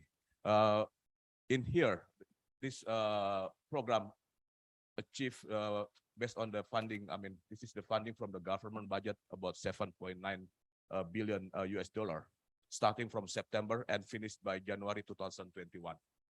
So this is here. So there's adding box here. I don't know.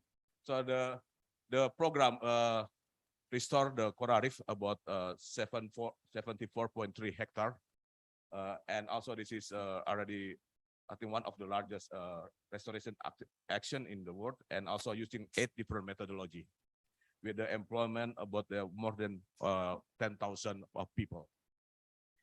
Prior to this action, I think our colleague here from the NGO and also from the local university, first they need to train the people, the local people that affected by the pandemic, because they have limited information regarding of the coral reef, and follow up this figure. I think there's quite abundance people that who are interested on this issue, and this figure up is this how we develop the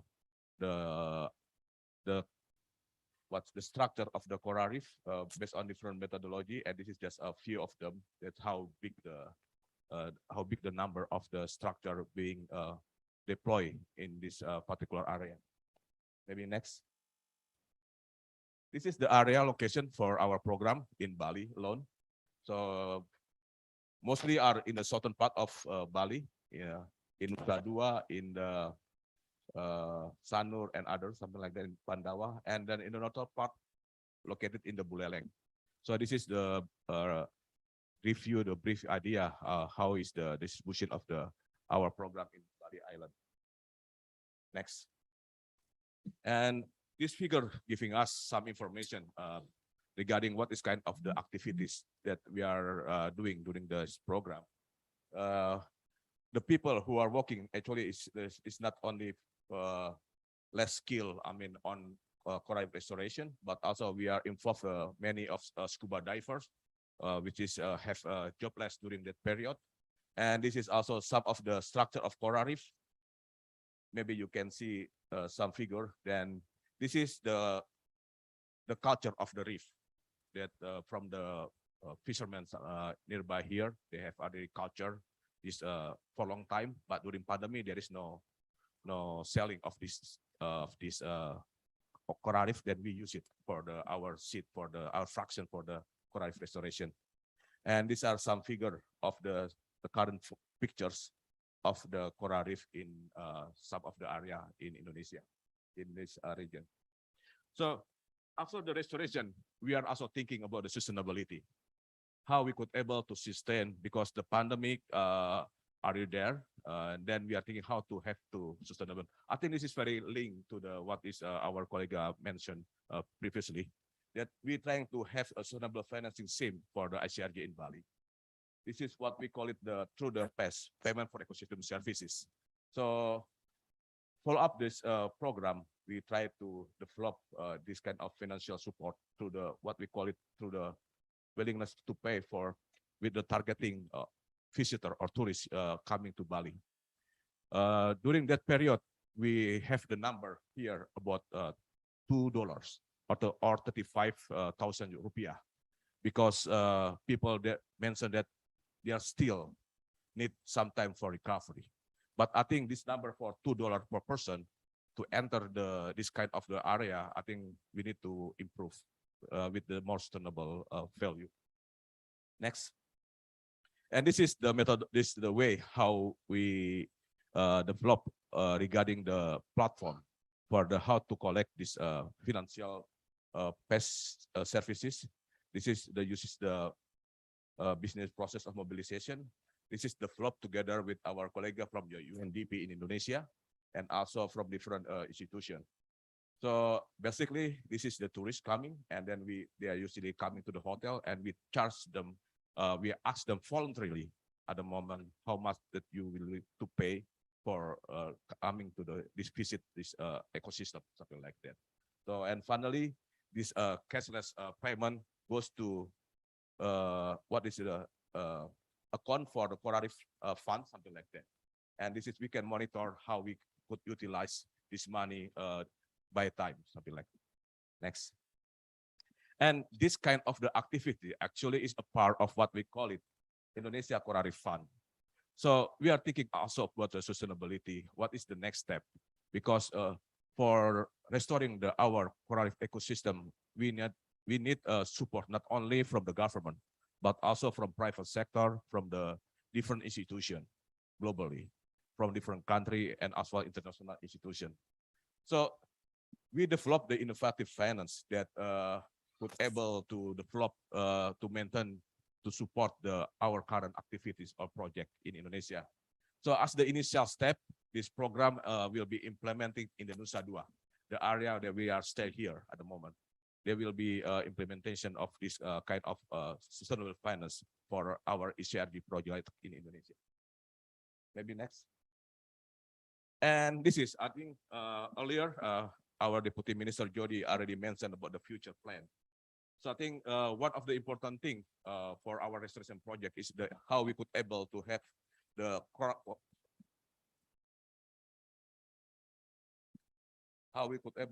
what is so-called coral stock center.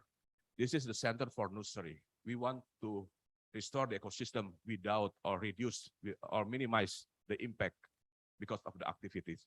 So the presence of the coral reef stock center, I think, is very important for Indonesia in order to speed up how the recovery of the coral ecosystem in Indonesia. Next.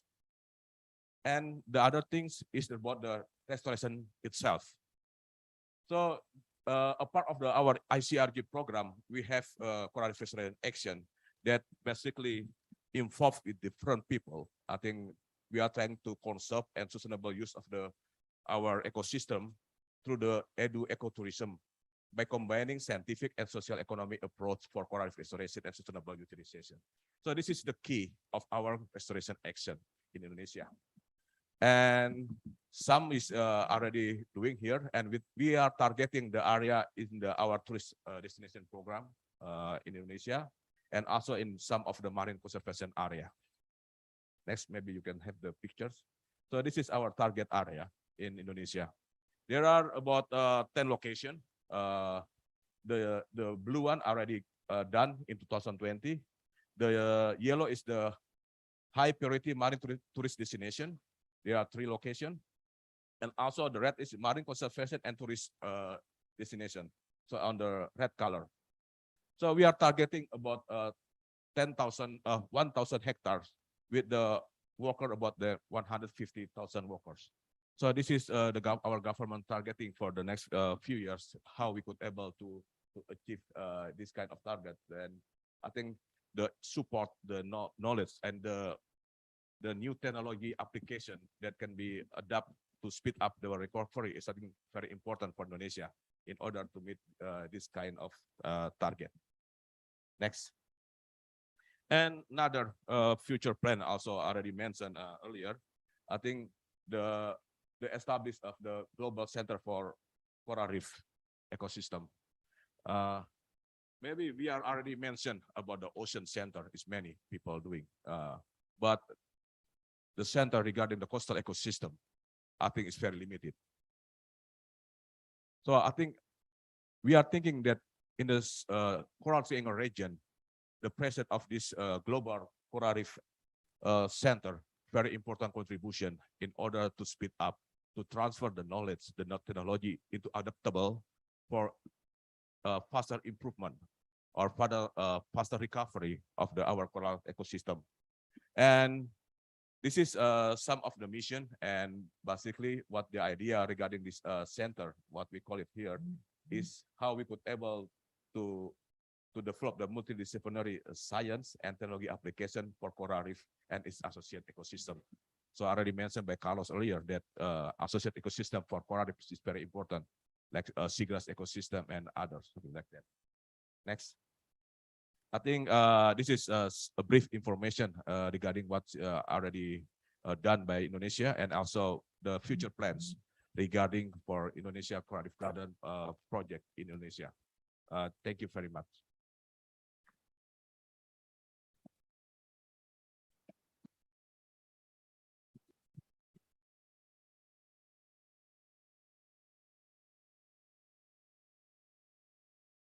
Thanks very much, Andreas. That's a very impressive description, new financial models, as well as world record and even more ambition beyond that. And with the new center, hopefully we'll be applying for some CORDAP funding in our first round. Next, we have some local foundations who are going to give us a couple of talks on their experiences. First up, we have Iclrg Mantra from the Caring Leicester Foundation. And then I think following that, we'll have Jeff.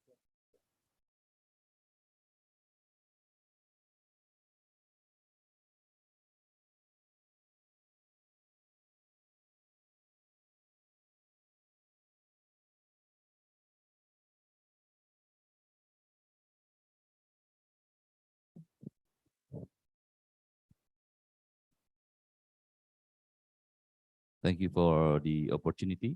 Before I'm continuing my short presentation here, please play the videos. It's a 2-minute videos.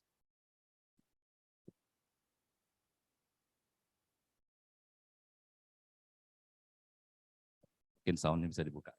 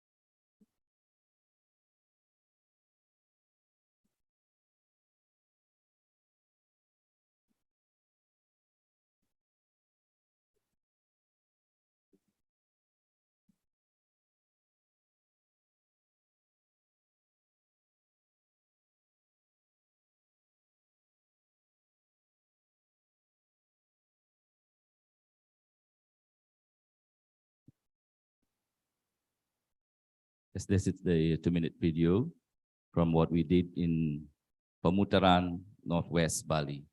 So we call it Reef Reborn. We are in the northwest part of Bali, the village called Pemutaran Bay.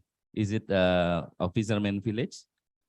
And the movement of the conservation, it's all about the legacy of our ancestor, the legacy of our seniors in Pemutaran.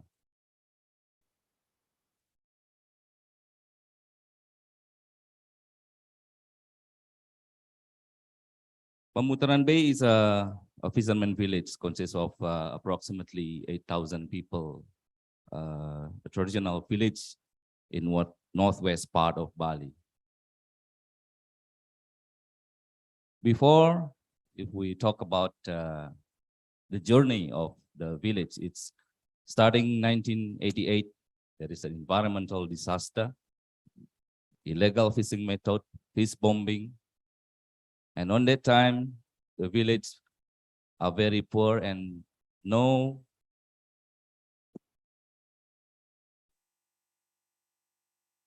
on that time, there is no tourism going on in that area.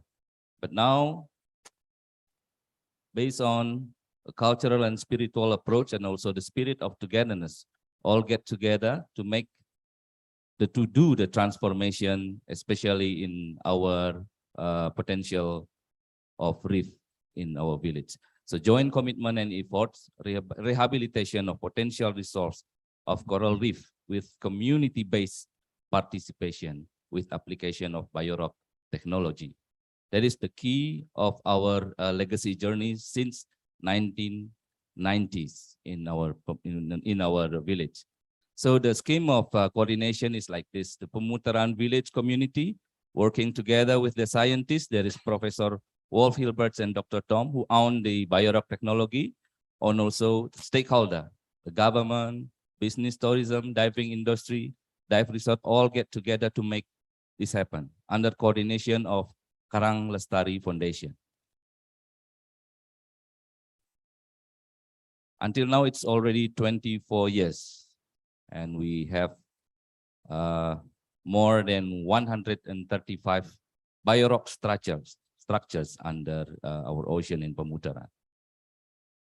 This is before and after conservation, restoration. And these structures we put in 1998. Until now, it's already very famous for the underwater photography.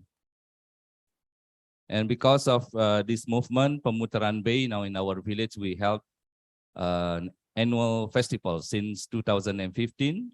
So every festival, each year, we always release a biorock structures.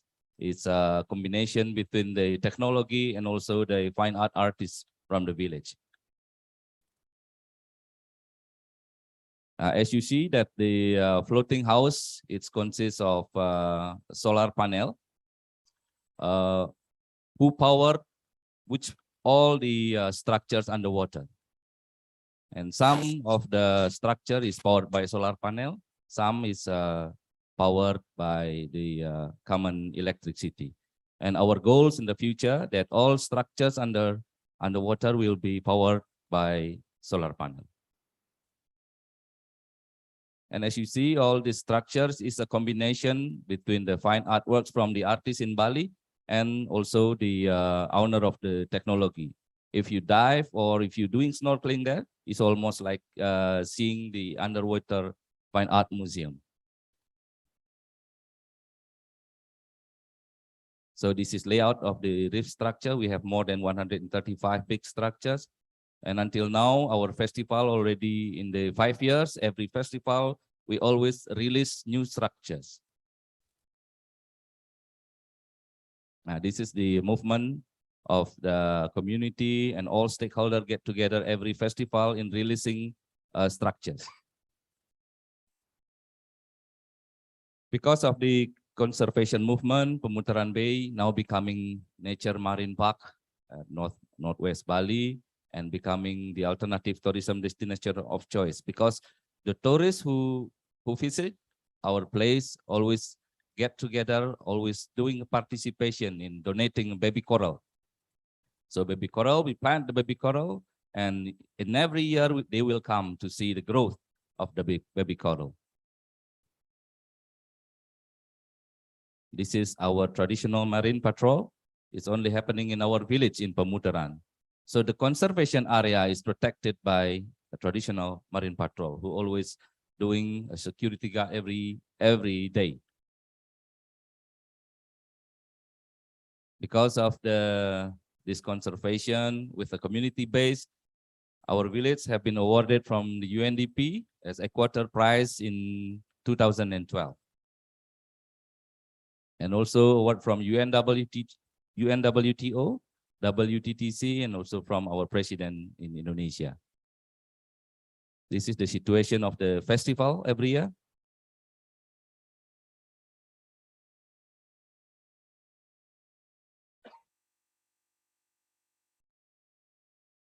And for this year, on the 11th of November 2022, we also will hold another festival after the pandemic. We do hope that distinguished guests, ladies and gentlemen, can come and join our movement, our conservation in our next festival. Once again, we would like to thank you mostly for the BioRock team. Here is Tasya Karisa is here. She is the appointed person for the BioRock Indonesia, and we do hope we still can cooperate together in the future. And of course, from distinguished guests, from the government, can always support our conservation, which is based on community. Thank you. That's all from us. And once again, we'd like to thank you for this opportunity. Thank you.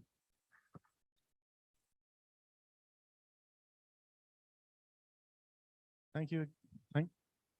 Thank you, Agung. That's a really very inspiring example of a way to put culture back in, including with the coral restoration, bringing the community and science together. So I think we have quite a bit to learn from you. Next up, we have Gaitari Rexodiharjo from the Limi Foundation.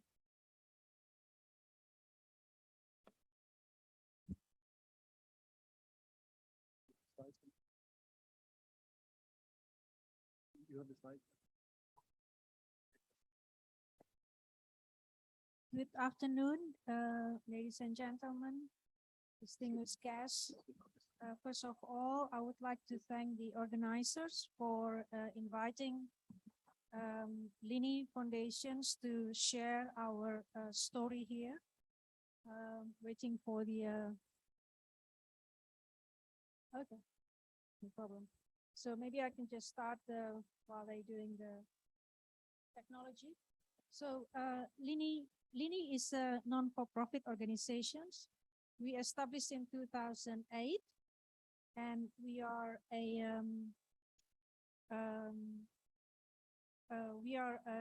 promoting co-management through science, education, and empowerment of the coastal community. And well, we started, as we all know, that it's almost 20 million of coastal community. They are small-scale fisheries, so they rely on the coral reef for their livelihood. And then, okay, so they are directly or indirectly relying on the fishing industry for their basic livelihood. And the majority of these small-scale fisheries, they're nearshore fisheries. And so then, you know, they really, the coral reef providing livelihood, employment for many of the fishers. So in 2009, we started the reef restoration program with the marine aquarium fishers in a small village in North Bali, using the artificial reef structures and also coral transplantation. So the purpose of this restoration is to restore the reef that have been damaged because the fishers using destructive fishing in the past and also coral extractions. So then the fishers really would like to get the reefs healthy again. So then the fish stocks will come back, and also they would like to have the coral reefs grow again, basically. So this is the objective of the coral restoration that we are doing with the community. So the structures that we developed with the fishers is they basically there's three structures. There's a fish dome, roti buaya, and the shrimp pots. The materials are they can source these materials locally. They basically only cement, limestone, and sand.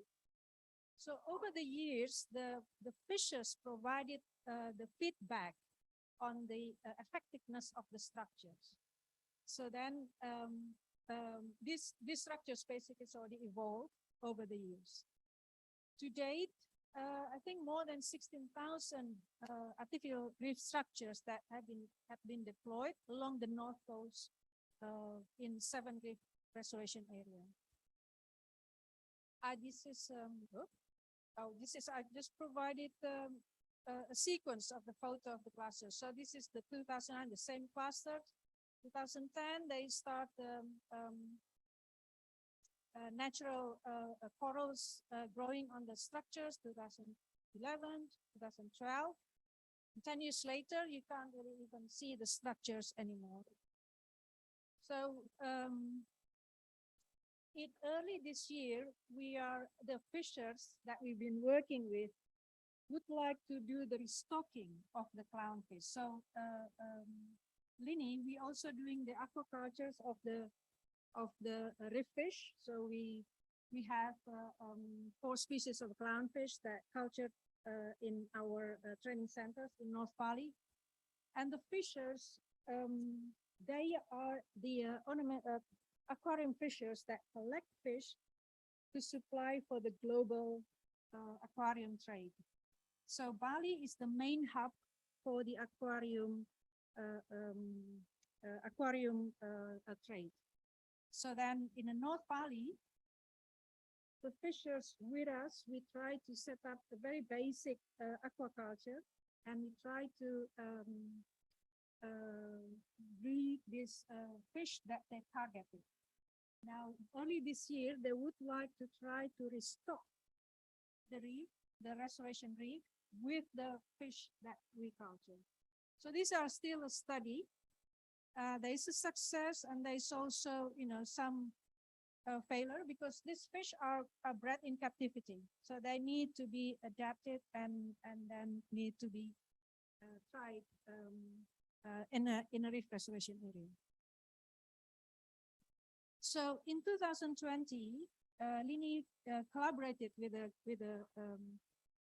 coordinating Ministry of Marine Affairs and Investment to implement one of the sites for the Indonesian Coral Reef Garden in the North Bali in Buleleng district. So 7 sites, 7 community groups. So the idea is to empowering local groups to participate in coral reef conservation, improving the reef habitat to support ecological and economical functions. So the stretch, from there's a 7 sites, there's one village with the two sites. That's about 40 kilometers. And during the 2-month period, about over 13,000 structures were deployed, and 3,000 corals were transplanted. So this project, the 2-month project, December and January, involved 1,970 people, including 250 divers that at that time they didn't have any income because of the pandemic. So they involved in the making, deployment, and transplanted the corals. So the results. So I would like to share the result of the Indonesia Coral Reef Garden in 2020, December and January. So the structures providing straight away, all the fish coming back, because there's some natural reef exists close by the restoration area. So then the spillover of the fish straight away occupied the structures. And it's providing a new feeding ground for the turtles because of the new growth, the sponge, soft corals. So this is very promising. And the octopus is also being collected for the seafood in here. So two key on the reef restorations is the maintenance and monitoring. So Lini scientists, we do monitoring on the natural growth of the corals in the reef, in the artificial structures, with the help from the scientists, from the brain. And so we monitor what are the species that naturally recruited in these artificial structures. So after the first years, we have 14 genera, and then after the 3rd year, which is recently, there's 28 genera. So we work with the 7 community groups who are the recipient of this project, the Indonesian Coral Reef Garden. So these 7 groups, community groups, they are consist of, the groups that marine aquarium fishers, they're groups that aid divers. So then they are very eager to learn about how do they do the monitoring. So we conducting reef monitoring training for community groups. So they are fishers and dive guides using simple method. This is in June 2021. So we also support and mentoring these community groups to do the monitoring, to report their progress, again, also using simple method. So this is basically what the community participates in the monitoring: survival, growth rate, and also if there's any bleaching event. And when they do the monitoring, because they're fishers and they're divers, they are, we think like, how do they report the progress? Or how do they report the monitoring activity? So they're all using Facebook. So then we think we do develop a monitoring network using a social media platform, basically. So then they report their monitoring, which is very basic. So then they learn using this platform. They learn, they share, and they receive feedback from the scientists. So the network, there are scientists in the network as well. So they say, when they said, oh, what species this, and then the scientists will help responding it in the social media. This is this. So this so far we only reached this level, and they're posting the pictures. These are the community Coral Reef Restoration Monitoring Facebooks. I mean, they're very eager, and this is all voluntary. So so when they do have time, when they do the monitoring. So, but these the 7 community groups, they're willing to learn. And for the last is 12 August, they are supporting. These are basically, we just use the measurement from the tank, all this. And then they take a photo. They even ask, like, can you get a camera? Then, these are a simple tools that we can help the community. And then, of course, the maintenance. And being near shore in a North Valley, the coral reef are being used not just for the dive sites, but also the active fishers. And they, of course, they use the nets. Sometimes the net is just thrown away, so then there's a ghost net in there they need to clean. Again, they're doing it voluntarily, because they understand the importance of healthy reef, whether for when the tourists come again, to dive in their site, or for their fisheries. So this is they're doing it voluntarily with the help, of course, they can do more. So these are the monitoring network. So if you would like to join the network, you're welcome. So after so many years, we learned that, there are components of our reef restoration project that had the greatest impact. So we need to know, having clear objective. What is the purpose of the reef restoration that this community would like to develop? And then, of course, involving community, local stakeholders from the start is very important. Yeah, cooperation, collaboration, training community to conduct reef monitoring and maintenance, helping them to understand the positive impact. So we do have the data feedback. So we would like to do this regularly, but again, with the limited resources that we have, we don't do this regularly.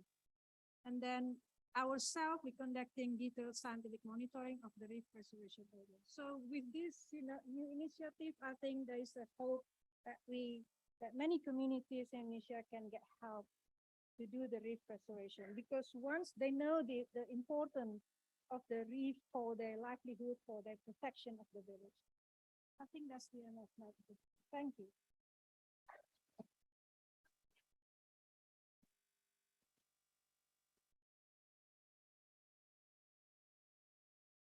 Thanks very much, Gayatri. That was another inspiring story. We have a short break at the moment. We're running about 20 minutes over. So if the delegates and the speakers can just gather outside for a group photograph, there's a coffee break for 10 minutes. So if we could keep it to 10 minutes, that'd be great. And we could try and get a bit back on schedule. Thanks very much.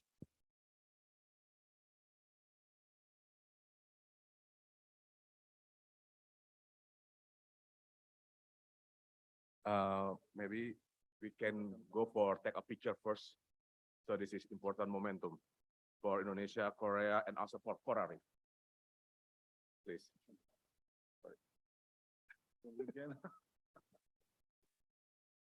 Yeah, outside.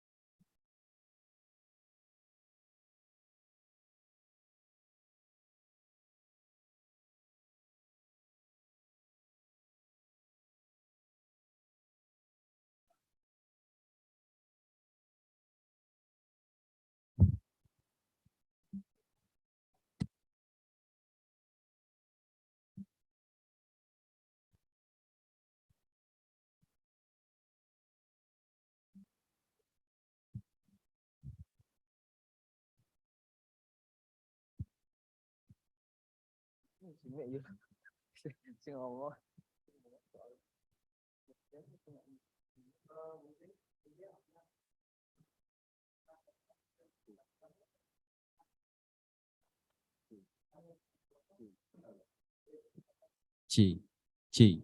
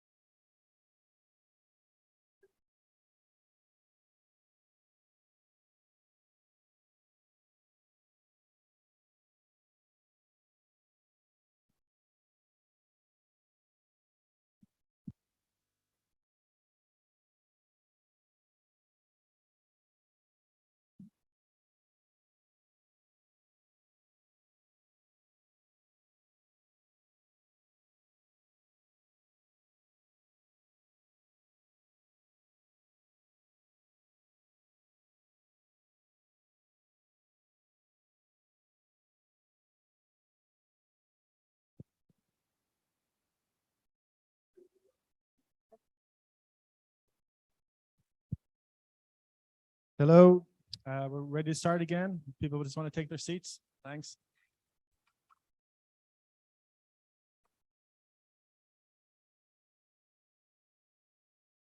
So the next presentation is from Mohammed Abrar from the Research Center in Oceanography here in Indonesia. And he's going to talk about the already applications in coral reef restoration and gaps in Indonesia. Abrar.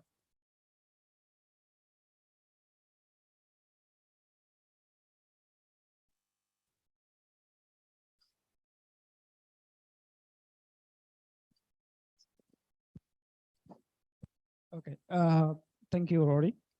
Good afternoon, everyone. Excellence of the all the CORDAP G20 workshop participants. And before I want to introduce ourselves. I'm Muhammad Abrar from Indonesian National Research and Innovation Agency. I'm coming together with the Pak Udi. Pak Udi have been introduced before, the Director Research Center of Research Center for Oceanography, National Research and Innovation Agency. Today, I want to bring a brief presentation about the research and development on coral reef restorations with the address to review application and gap in the restoration implementation in Indonesia. Okay, next.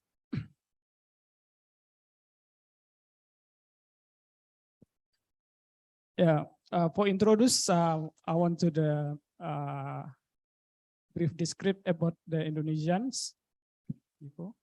Sorry. Is the Indonesian coral reef status a trend?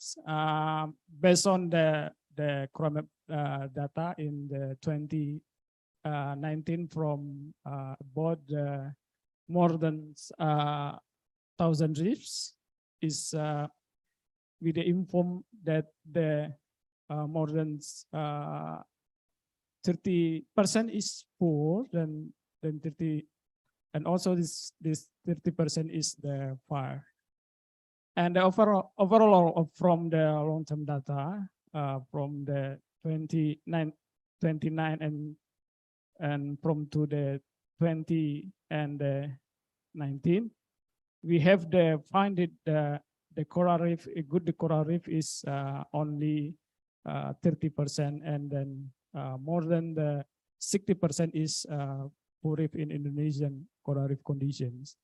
And then we know that the damaged coral reef will naturally recover, but the underwater condition is and also human pressures recovery is low, and then potential loss habitat and their associated species. And then in the global states, believe the restoration program might accelerate the coral reef recovery. Next. Is the map shown the distribution of Indonesian coral reef restoration projects, sourced from the Razak et al. In the 20 and in 20 and then 22 published in the Marine Policy. We can see the total of the project is distributed in the all of Indonesia. We can, and then coral reef restoration. We have identified the coral reef restoration bug and gap in the program and action implementation. We highlight the some point. Many restoration program don't have the specific and the clear goals. And then also is no prior site assessment and set feasibility in study. The most of restoration program don't have monitoring in planning. And then spatial temporal scale, the restoration implementation is limited. Just successful recovery have the locally and then used for the tourism interesting.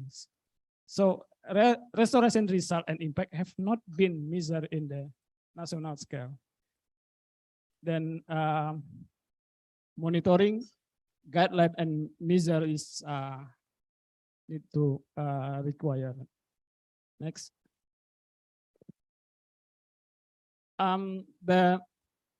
The coral reef restoration fact and gap in the research and development.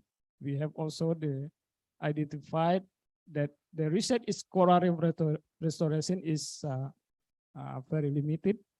Restoration is conducted by many parties like government, university, private, and then NGO. But there is no coordinating among them. There no special funding for the research on the reef restorations. And why research is important for the successful restoration collective with the implementation and management. Next. Okay, the Indonesian Coral Reef Research Program and funding. Next. Yeah, we have the national program for the research and program, Green Research Program, the National Research and Innovation Agency. This is government institutional for the research and development, but there is no special fund allocated for the coral reef except CORMET programs. Research center, the CORMET program is implemented under the Research Center for Oceanography. And then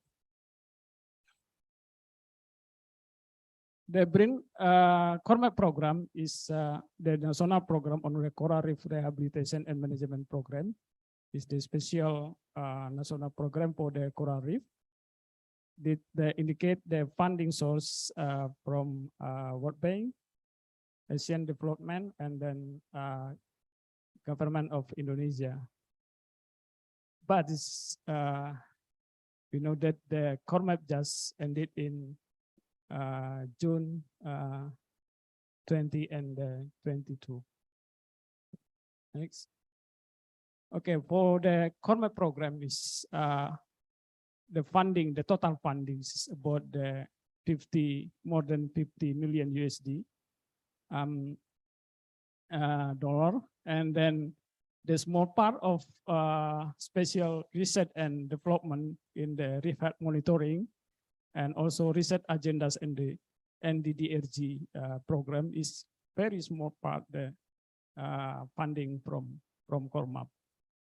But is the CORMAP STI output is the monitoring and then paper. We have the already done reef health index in the 30 locations, and also monitoring is the large area in the 22 location. In this more than the scientific publication in the in international and national level. And we also already done grand design monitoring coastal and ecosystem is designed for the post CORMAP. And in the 60 location in the all of the area in Indonesia, Western, Middle, and Eastern, and about the need the 1.6 million USD per years for the next time. Okay, next. This is the documents. Is the CORMAP output and income is very completely in this document. CORMAP legacy, and also it's document the grand design of monitoring coastal monitoring in Indonesia. Next.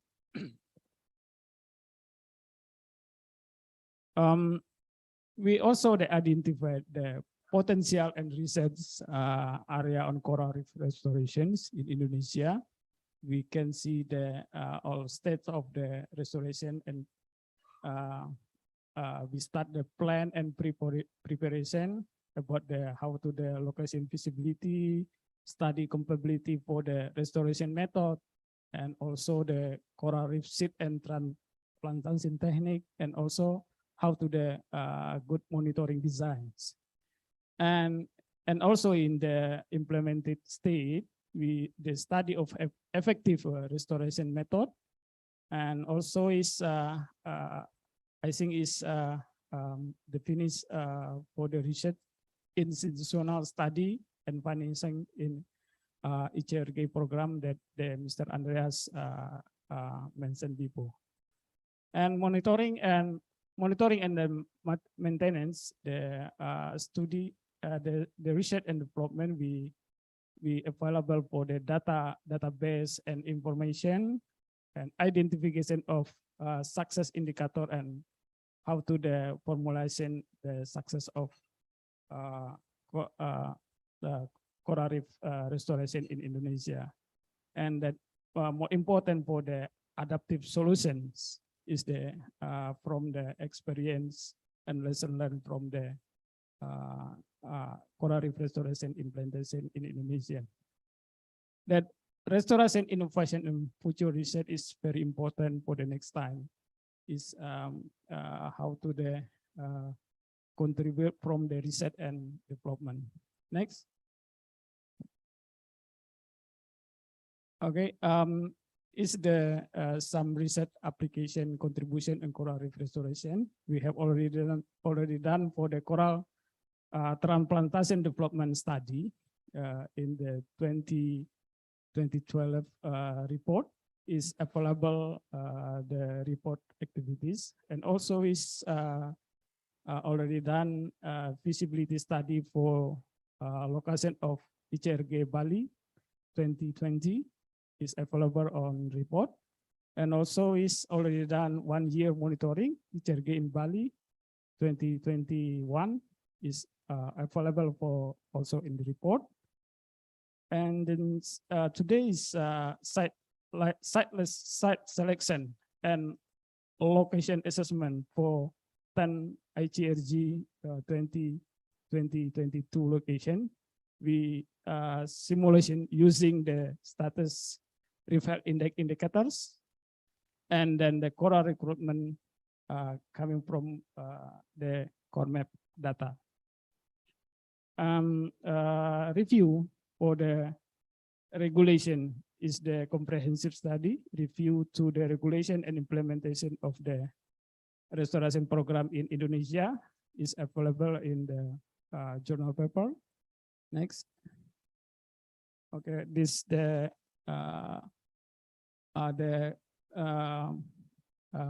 already done for the transplantation development in Indonesia. We have the some transplantation purpose and also is how to the rehabilitation restoration systems. Okay, next. And then this is Iclrg monitoring in October. We have the measure of how to supervise in the various construction in Iclrg. It's already done. Okay. Next.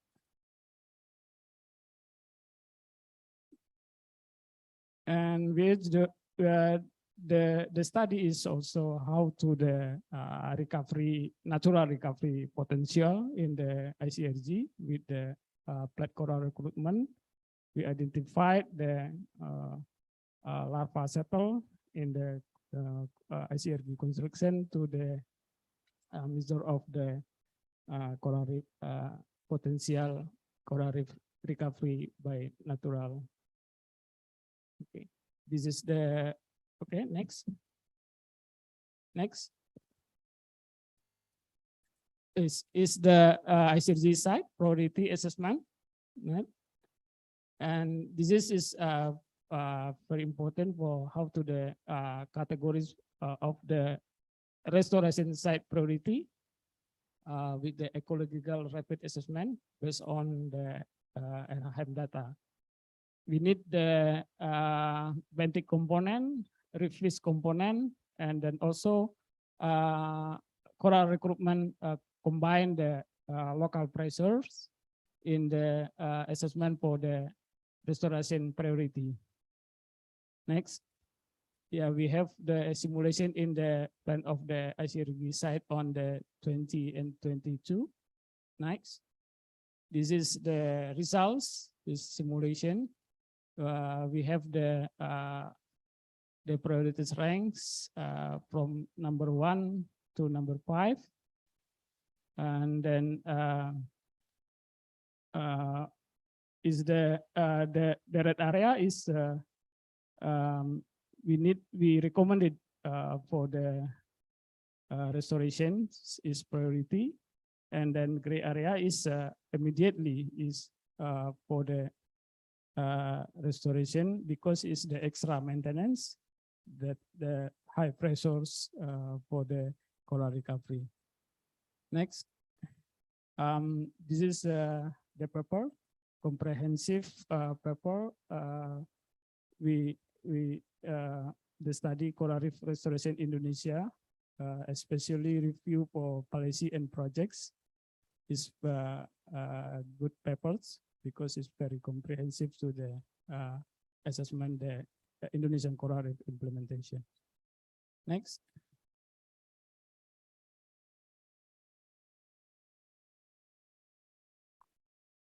Okay, this is how to the research and innovation for future restoration is the some point for the recommendations. Assessment of the priority scale of restoration, and how to development of national monitoring method and formulation of restoration success, development of coral sexual reproduction for the reef restoration. We know that before the many restoration implemented the coral fragment, sexual reproduction. That for future, how to improve sexual reproduction, like how to the selective breeding for the bleaching resistant species and also supercorals, and then how to the coral larva collections and redistribution in the reef degradation, coral recruitment, enlarge and restocking is the very important, and then also is cryo preserve, how to the freezing and the garment storage technology, and also is how to the restoration construction material and designs. I think it's the next how we talk about the research program and funding in Indonesia coral reef restoration implementation is, I think, is make sure that the research and development is very important, implemented and then collected with the coral reef restoration management. Okay, thank you very much, and terima kasih.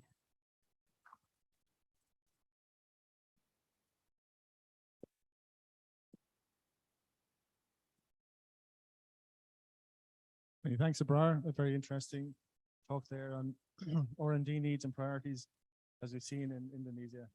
Next up, we have another one of our CORDAP SAC colleagues, Professor Ramesh Ramachandran. He's the chair of the Global Partnership in Nutrient Management in India and the former director of the National Center for Sustainable Coastal Management. Ramesh.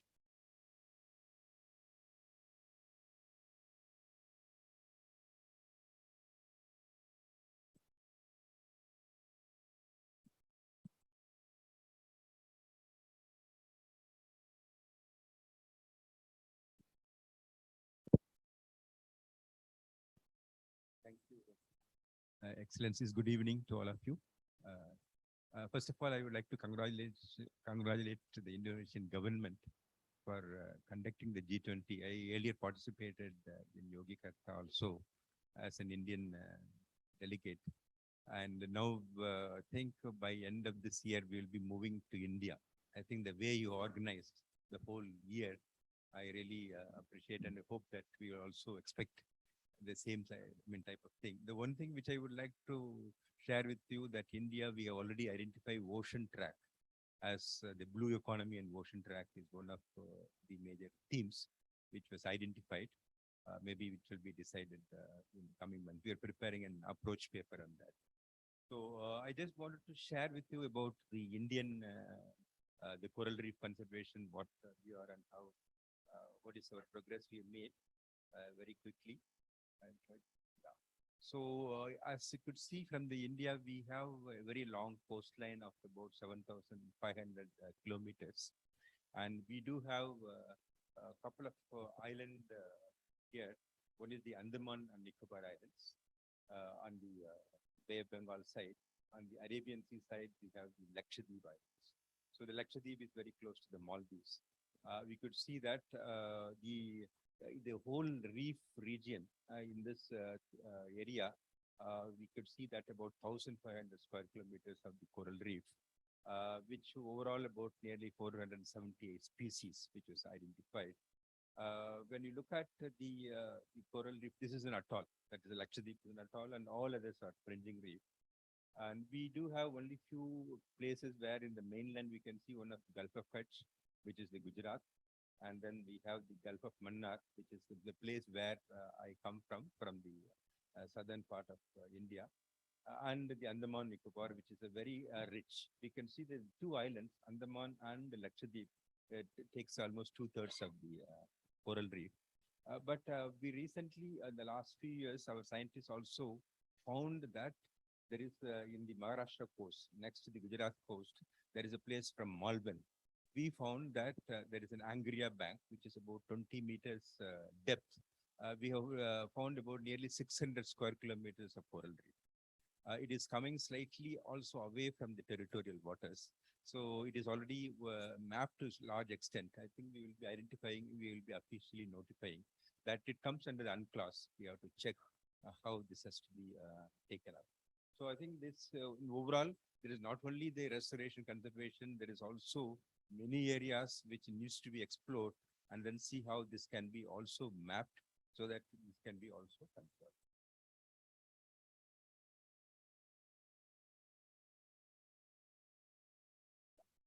Okay. I mean, major threats which all of you know that the pollution the major threat for the anthropogenic threat. We can see sedimentation, pollution, dredging, physical damage, and then the unregulated tourism and overfishing, which I think most of the other places also we could see. This is not only natural, this is also man-made, which includes the increase in sea level rise, ocean circulation, some of the coral diseases, and the sea surface temperature, as well as the predation of the cod.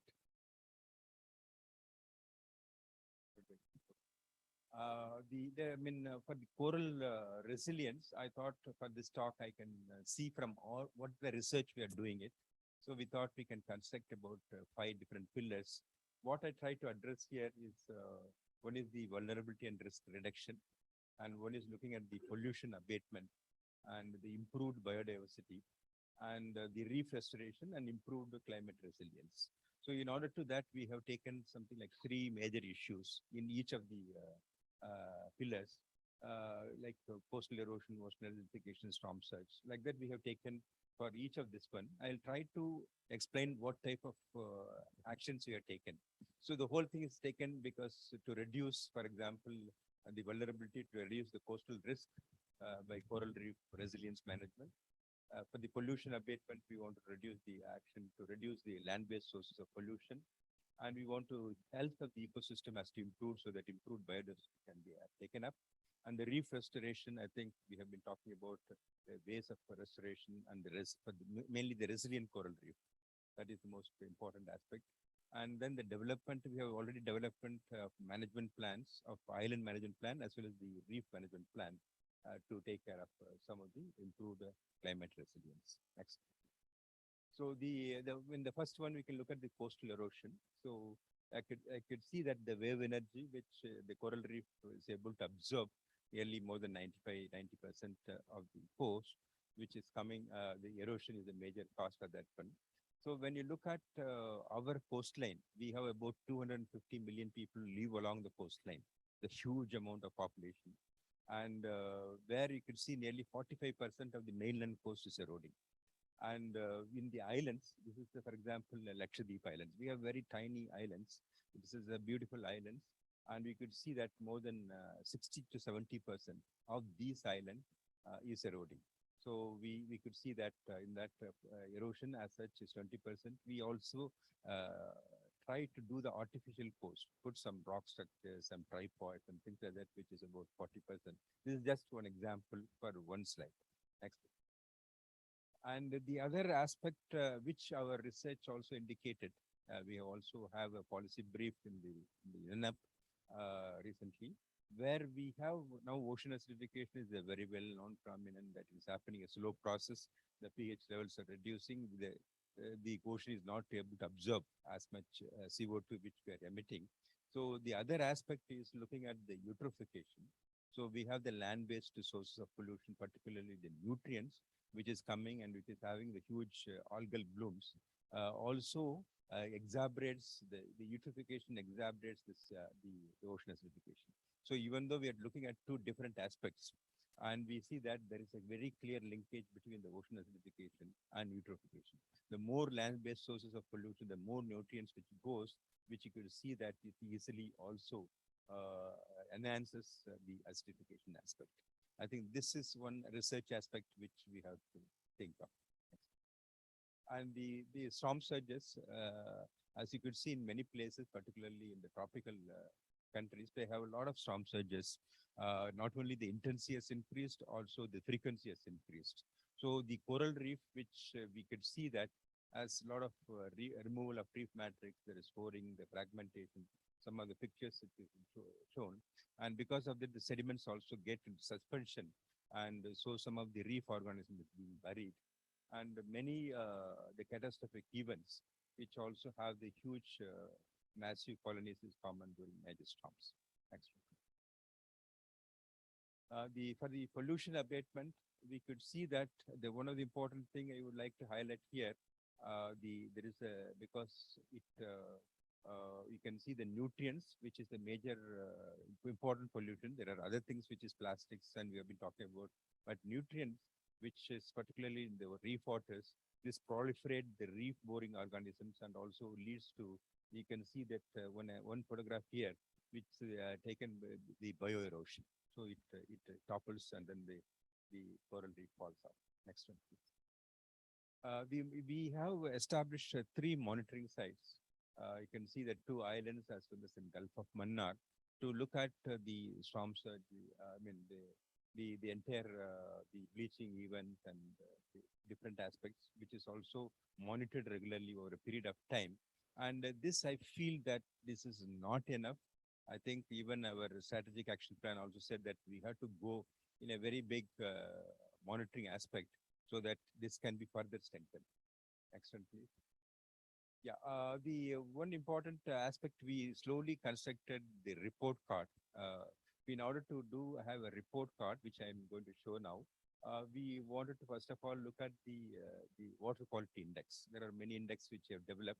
So the water quality index, for example, this is an island from Lakshadweep. The water quality is very good, except there is a small problem, it's a turbidity. Whereas in the mainland, I have shown the other example in a port region where you can see the water quality is completely bad. So that means the good water quality is the one important aspect which you have to maintain in the reef region. Next one, please. So this is the crown of thorns, that is the shellfish management. You can see in the corals, you can see this cords which has been spread. If it is a few cords are there, that is fine. But if you are having more than, for example, 15 cords per hectare, that it is going to cause huge problem. We already observed in some of the reefs in Lakshadweep and the coral reef, which is the cause of concern. Again, it is mainly because of the excess nutrients. Because in our most of the places, more than 60 to 70% of the sewage is untreated sewage, which is directly going to the ocean. So that is another important aspect which one has to look at it. Yeah. So yeah, the fisheries, I think the reef and fisheries are very closely associated. And we could see that the groupers and snappers, the most important aspect, which is we have seen in the Andaman Nicobar Islands. And Lakshadweep is a bait fish. You can see the beautiful color fishes there in the Lakshadweep Island fish collection. So we do have a lot of legislative measures, but still the monitoring and also some sort of the complete vigilance is required so that this is adhered to. Next one, please. So what we try to do is look at the major activities. For example, we have the tourism here, we have the scuba diving and fisheries, many things are activities which is mapped. And then we also have certain threats, which is, for example, the sedimentation, the fishing nets, and we do have the macroalgae, and there is a space for competition, and also there is a coral disease. So many other things. So what we did, this is just one example of Kadamat Island, where we can see that we have taken about 32 stations and looked at the index, the coral index, which is of a good coral. We can see about 19 stations and 28% is fair and 12% is poor. So we constructed some sort of a coral index. Next one, please. So what we did is a reef report card. Already we had developed other report cards for the mangroves and several other ecosystems. So we are closely working with UMass from the Chesapeake Bay from the University of Maryland.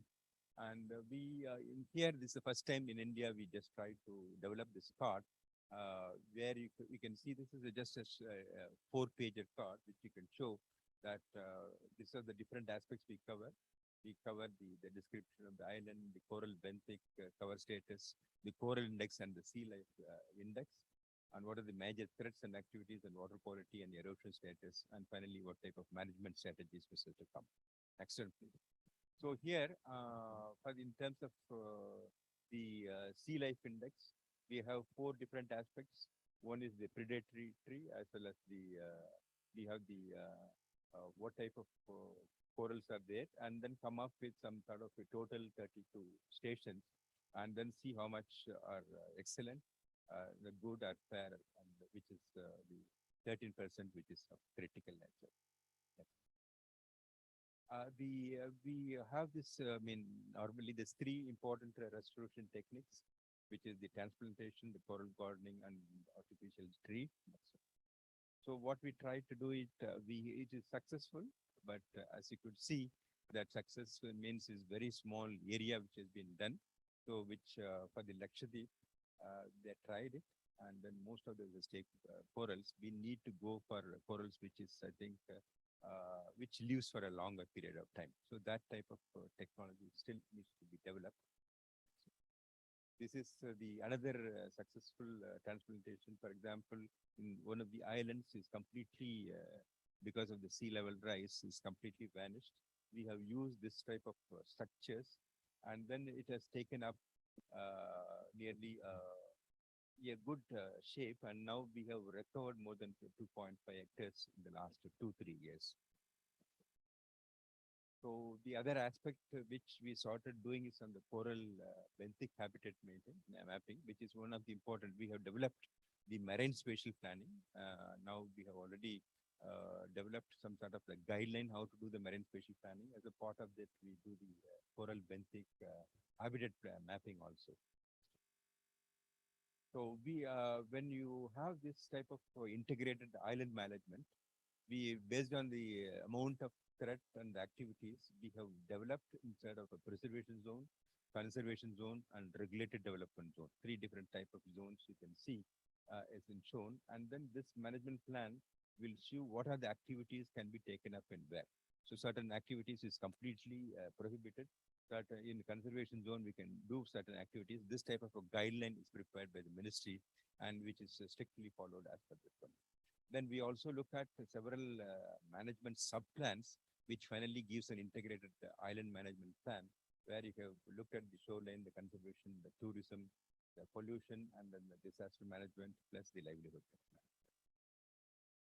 So in terms of regulatory instruments, in India, we have, from 1972, we have the Wildlife Protection Act, and then the Environmental Protection Act, and then the Biological Diversity Act.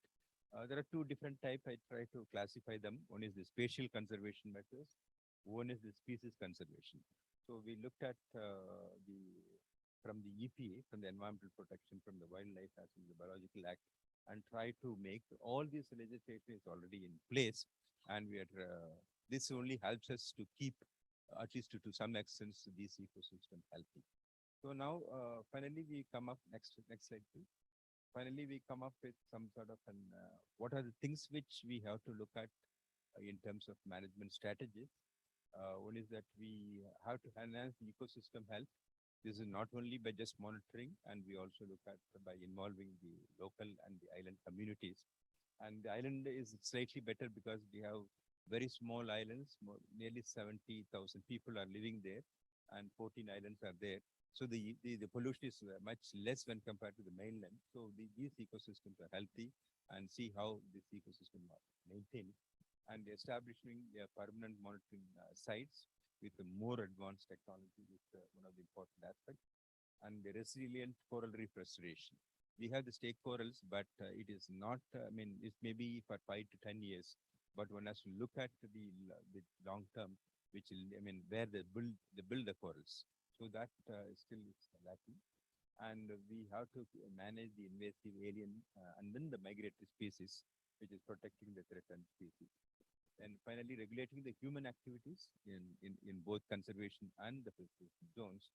And you also recognize the healthy coral reef, because now India is going in a big way on the blue economy on the coastal ecosystem. I think until unless we also make sure these ecosystems, as you know, that we do have a very good mangrove, we do have seagrass, we do have the corals, and until unless these healthy ecosystem are maintained, when you look at the blue economy, without maintaining this one, this natural resources needs to be protected. I think these are all the few things which I thought I could come up, and thank you very much.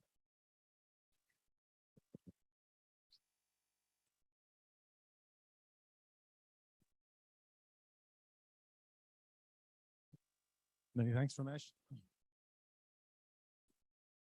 Great to get the Indian perspective.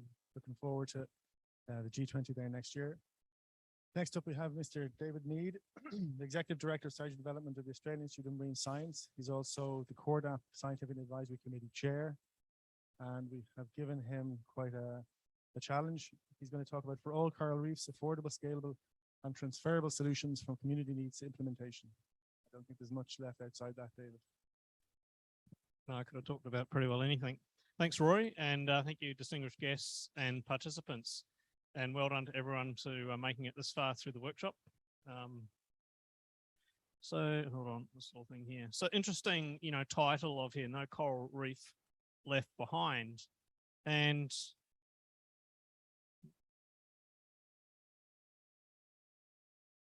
this is the Global Coral Reef Monitoring Network's latest report. It's called the 2020, but it was released earlier this year, showing the kind of the status of all coral reefs around the world. You can sort of see in the last few years, fairly significant decline despite quite a lot of efforts in reducing anthropogenic pressures. And unfortunately, we are leaving quite a few corals behind right now. And so, we need to do something about that. In 2019, the ad hoc committee for restoration from Iclrg ran an assessment and then surveyed its members to understand a few things. And I'm just going to quickly go through a few of those findings. But one of them was to map, what was happening in coral restoration. And this is just a picture of the number of publications associated with restoration. And so there has been this huge increase in coral restoration. If you go back 10 years ago in the coral field, you're almost a pariah to be talking about restoration from the kind of the purists.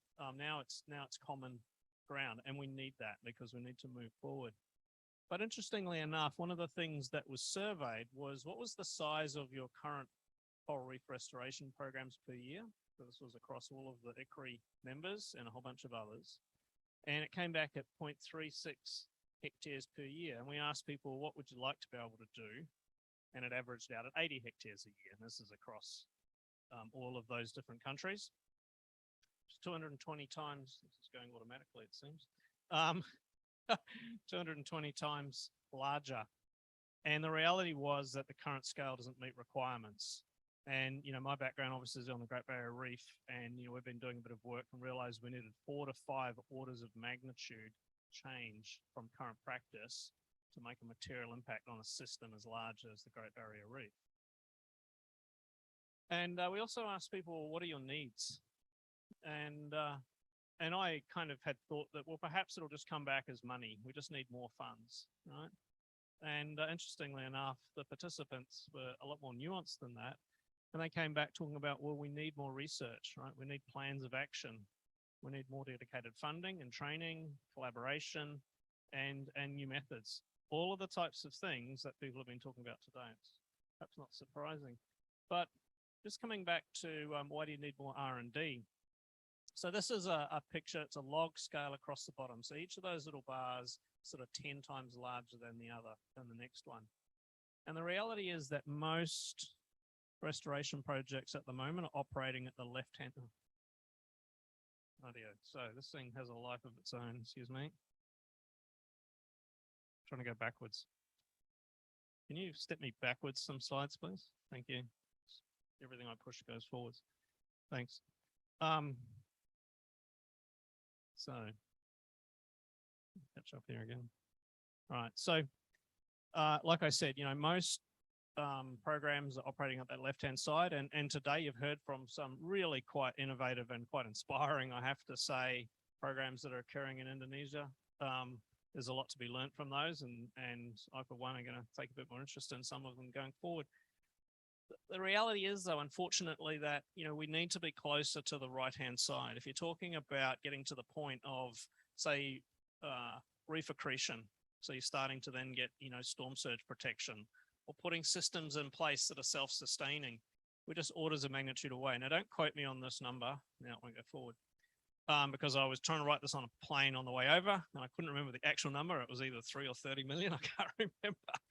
But to get to that size, if we were to use the current methods, that scale across the planet, 3 million divers or some really large number operating 24/7, right? It's just not going to work. So one of the reasons people are indicating we need more R&D right across the board, from countries, developed countries like Australia to small island nations, is the recognition that we've got to get much more efficient per person that's involved in these restoration activities.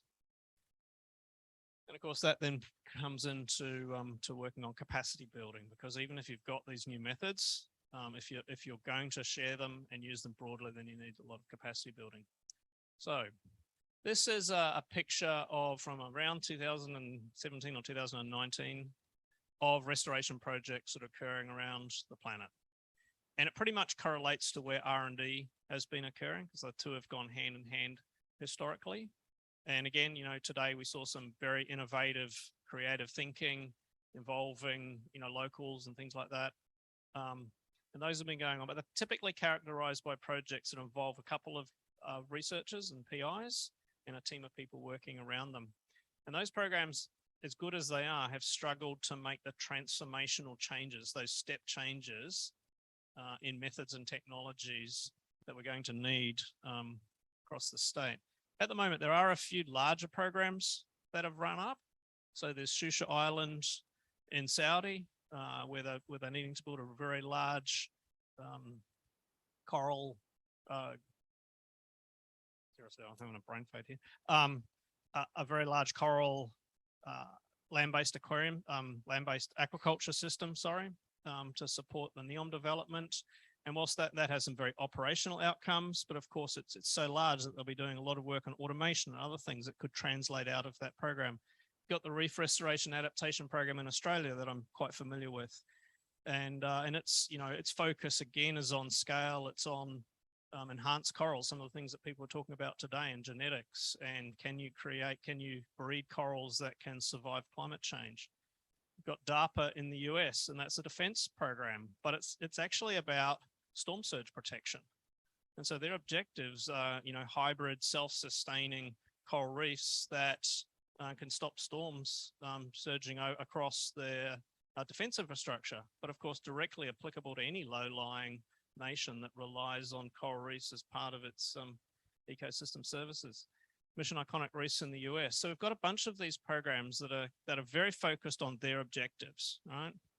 And this is where I think CORDAP starts to come into play. Or sorry, I was going to say, you know, each of those programs is trying to, in their little area, is trying to make a step change shift. And you know, my analogy here is, you know, you're trying to go from a kind of weeding the paddock by hand to inventing and developing a large mechanized tractor system that can do big scale. And of course, not everyone can afford a large tractor with all those things on the end of it. So our challenge is a bit greater than that. But, you know, when I think about CORDAP has been set up to provide investment and acceleration into R&D right across that spectrum, right? So CORDAP will be funding, you know, new innovative areas of research and those sort of transdisciplinary teams that make a difference. But it will also play a critical role in translating a number of the ideas that are coming out of these other programs into different contexts. Because a lot of these big programs are set up in first world countries. Most coral reefs aren't in developed nations, they're in developing nations and others. And there's still an R&D requirement to take a method that's been developed somewhere else. And I think that's going to be a key role for something like CORDAP, because it is taking a global picture, right? These other projects are very operationally driven to the kind of local needs. And so you come back to the CORDAP mission, been through that quite a bit today already. If you look at the priority investment areas, I highlighted a couple because I just wanted to highlight on this point a bit. Novel ideas, tick. Translating emerging methods into different economic contexts, creating methods for developing countries, perhaps they're less capital intensive, but the same productivity improvements. Can we do that? New methods to protect existing corals, hybrid reefs, capacity building, all the words that we've been talking about today. Carlos a bit earlier talked around the tree planting goals. You know, one of the methods they use in forest is aerial reforestation, where they fire seeds out of an airplane in a little housing. As it comes down and it beds itself in the ground. What's the equivalent for coral reefs? Are we smart enough? And I think we are, to bring engineers and scientists and others together to create those types of methods. That can be deployed anywhere. It doesn't necessarily need a lot of capital equipment, but it will make people much more efficient. So I'm just a couple of examples actually to illustrate this. These are Australian ones because I know them. And in fact, the first one's not even coral restoration. So this is Groote Island, very north of Australia. It's run and managed by the Anandiliaqua traditional owners. That island used to have a lot of terrestrial industry on it. That's moved off now. And there's a lot of other industry that wants to come and move into that area. And they want to be able to better manage their sea country. And so one of their key criteria for that, of course, is establishing a monitoring program. It's quite hard up there because it's very turbid. And of course, if an AIMS came along, you know, we would bring a big boat and sophisticated scanning systems and all bits of kit and tech and everything else and go and assess that location and come up with a monitoring program. Question is, what actually works for those local traditional owners? And so, you know, we went through a process with them of looking at all of the methods we would do and what's a translation of that into something that they can use practically, but still gives them the same sort of outcome. And I'm going to illustrate one simple thing. So one of the things we would have done was a multi-beam survey to then build, you know, models of fish habitat, for example, because that was a species of fish they're interested in protecting. Of course, they don't have access to a ship and a multi-beam, but what they do have access to is a boat with a fish finder. And in fact, with a bit of work, you can grab the data out of the back end of those fish finders and use it as a quasi multi-beam and effectively turn it back into something that they can run that gives them the same capacity and ability to model their sea country and understand which parts of that sea country will be important as habitat for that particular fish species. That's a collaborative project. They run it by themselves now. Turning back to coral restoration, because we're a little further behind in the restoration space. That's why I gave this example. Move forward. Larval reseeding. So this is a technique that's also being used a bit in Indonesia now and in the Philippines as well. On the left-hand side, we're running trials to see how much we can scale this method up within Australia, right? How big can you go? So big ponds, big ships, lots of ponds per ship, looking at autonomous platforms for dispersing the larvae. So this is a method where you collect larvae when they first spawn and they're floating on the surface, and you hold them in a pond until they're ready to settle, and then you take them somewhere that's recruitment limited, i.e. a location on that reef or an adjacent reef that is starved of larvae, and you allow them to settle on that reef. And so, because a lot of coral larvae are simply washed off into the ocean and don't provide any value. So it's just improving the effectiveness of recruitment. But of course, again, that's a method that requires a lot of infrastructure. Separately to that, we have a program called Boats for Corals, where we take the same technology, give a couple of days training to some locals and go have a crack at it. And we learn from that. And, you know, it's just a way of getting these same types of techniques out. My final example, this is the National Sea Simulator at AIMS. And you know, we've been looking at new aquaculture methods. And forward, I think by 2025, we're targeting to produce about 1 to 2 million corals out of part of that facility a year and deploy them with a diverless deployment system. And that's part of a program to look at building prototypes for facilities that are in the 10 to 100 million corals per year. And we measure that as surviving at 1 year of age. So we don't count it unless it's still alive at 1 year post-deployment. And of course, those types of facilities are going to be very large. They're going to be very capital intensive. But that's the sort of thing that you're going to require, for example, on the GBR, if we're going to hit the sort of target scale numbers that we think we require. But of course, again, it's a bit of a, that's fine for somewhere we've got a high population density and lots of infrastructure. Even in Australia, most of it's vastly remote. And then you come across into the Coral Triangle area, and of course, it's all remote. And so, you know, this is as far as the design has got. It's a concept picture, but we have looked at, can we take the technology that will run in that aquaculture system and containerize it and come up with systems that you can pop onto a beach somewhere. So that's a mock-up of a system that's designed for 100,000 corals a year, or 50,000 per spawning event. Doesn't exist yet. It needs R&D to translate it from what we're developing in the really large scale, but it has the potential. And so, you know, CORDAP's going to be supporting the development of lots of new technologies. We heard today a bit about cryopreservation, about advanced breeding methods, about coral treatments, about new aquaculture methods. So absolutely, it's going to be playing a critical role in developing those new methods, but also translating from other programs into new contexts. And, one of our goals here, could be that there's been lots of pictures about bioballs and things like that today. And maybe what comes out of that is a new material for making those. Or in fact, having listened today, I want to run another scoping study. There's been so many talks today on structures that there's got to be a huge amount of lessons out there from around all of these activities that are occurring around structures, be they concrete structures or wireframe structures or anything else. What's working the best? What are the lessons learned? What could make a difference to those across the planet? So that's the type of study that CORDAP can actually put in place and run, and then set some R&D priorities and put some investment into making those changes. I put a picture of a mobile phone up there because the reality is, for most of us, this is probably the most complex bit of technology we will routinely come into play with, right? A mobile phone is an incredibly complex piece of technology, and yet it's super simple to use. We don't know how to use it. No, not many people sitting in this room, dare I say, probably know how it works inside. We've got to get a lot of our restoration methods to that point. It's great that scientists get involved and are involved in every kind of research project at the moment. But if this is going to become mainstream, then methods have to be developed to the point where the technology is hidden from the user. Lots of other industries have managed to achieve this.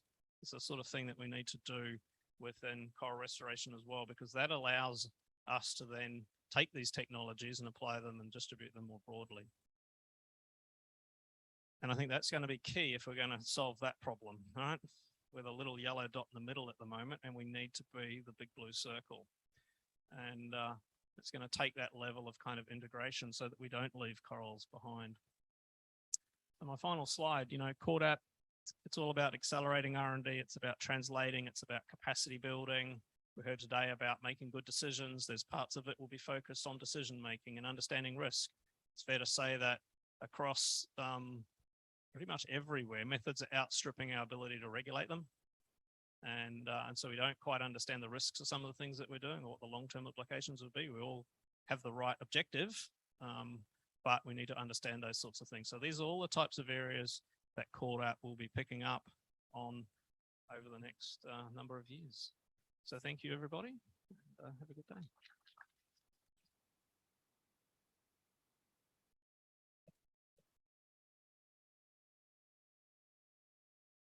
Thanks very much, David.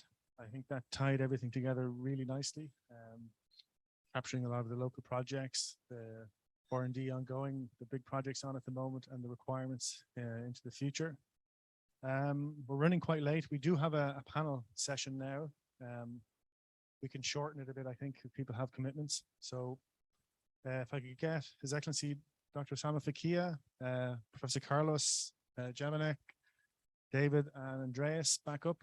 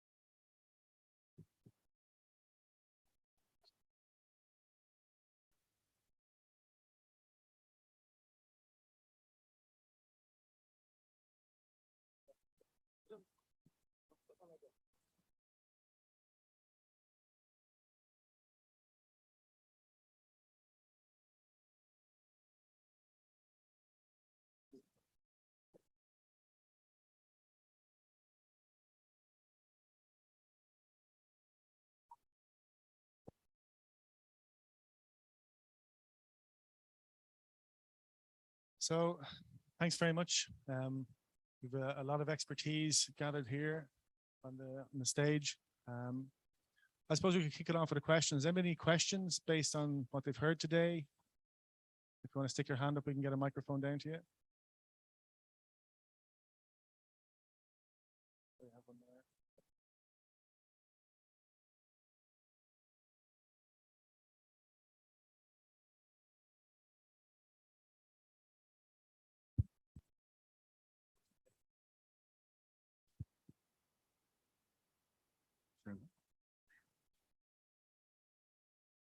right here.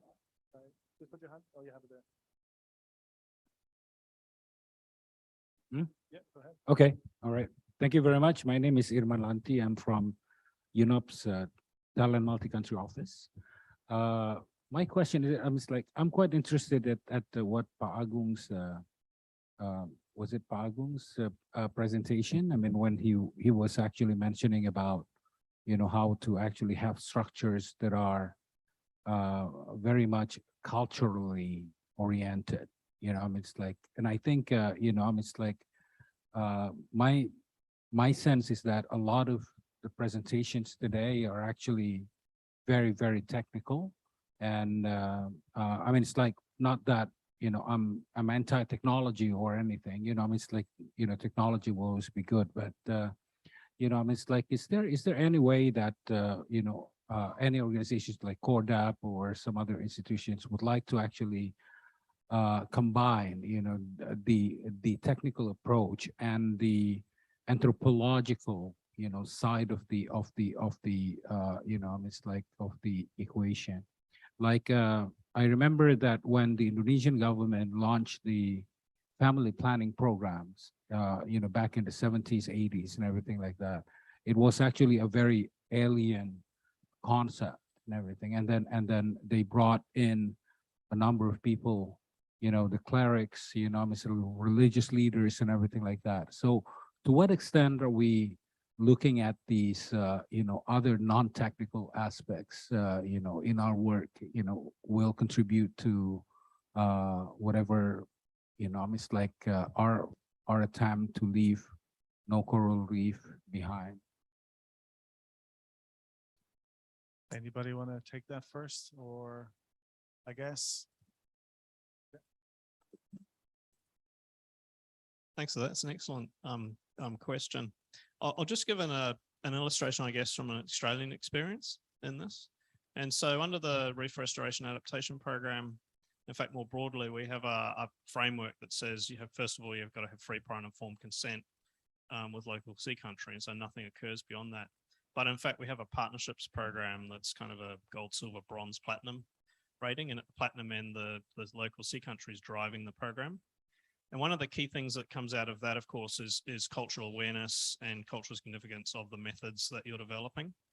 And so there is a feedback loop into that. So for example, in some areas of sea country, there's a strong desire not to move corals around for a range of different cultural reasons. And so that needs to be factored into our planning. And I don't think CORDAP and other R&D programs should be any different. So a lot of the kind of the base knowledge and the base R&D is fairly common. We need to do that. That's the technical side of it. The application of it needs to be done in a culturally sensitive manner. And I think the point you were making is that there should be a feedback loop right at the start, which of course feeds into it, right? It's no use coming along at the end and saying, well, here it is, what do you think? You need to factor that in at the start. And so I think that is an area for growth even inside of programs like CORDAP. Yeah, thanks. So, I mean, certainly in the CORDAP programs as well, it's one of the key points is we're trying to get the research to engage with the end users, the communities. It's going to be a challenge, but it's one of the things that I think we can take from today is the experiences of the Indonesian community and coral restoration projects will be invaluable in developing that. Another question there? Thank you very much for the presentation. My question is direct to the Gfcr. Was a nice presentation. I learned a lot. And as you mentioned during your presentation, the 3 different phases of protection of high resilient coral reefs to work as a bank for seeds. Then you mentioned also protecting other coral reefs. And then you looked into the stages restoring degraded coral reefs areas and recovery. So my question will be related to restoring and recovery. And if I understand correctly, the recovery has to do with the social and economic for people who are used to be dependent on such a coral reef. Now, how would you balance the finances with the priority between restoring and then doing the recovery as long as we set those numbers to restore our high numbers, because we need to maintain high number of coral reefs. At the same time, as you restore, you have to continue recovering by supporting the community that depends on it. So how would you strike such a balance? And what would be the priorities? Thank you. Thank you for that question. I don't know if Andreas is around, but I actually think that the example that Andreas brought today is actually one that brings that balance between restoring coral reefs and the recovery of communities that depend upon them. I think we heard from him about how during the pandemic, when Indonesia had to close down, like many other countries, the tourism industry collapsed, and the restoring efforts that they implemented here were actually one of the few sources of income that those divers and communities had as part of their work. So I think we don't necessarily need to say that one is a priority versus the other. You can combine the restoration effort with helping the communities to recover, in this case, from the effects of the pandemic. Do you think it's possibly we don't fall in the trap like when we had the COVID recoveries? Certain approaches was taken by pumping money into the economical system, where now we're suffering on the inflation, and hopefully we're not using similar analogy and recovery and restoration point of view. So maybe I will take also where my colleague left the answer and provide another perspective that also brings probably a bridge to tomorrow's session. So over the last 150 years, we've had 3 industrial revolutions, and each of them advanced the economy and society, but at the expense of damaging the environment. So I believe we are now shifting gears, and in the 21st century, the 4th industrial revolution may actually be about repairing nature. So what we're seeing in the example that Yavanex highlighted, that was presented by Andreas, is an example of that. So in the 21st century, possibly the technologies that we are developing, artificial intelligence, sensors, connectivity, all of these may have a purpose, and that purpose might be to repair our crippled planet, where we have lost half of the blue natural capital, both on land and ocean, has been lost.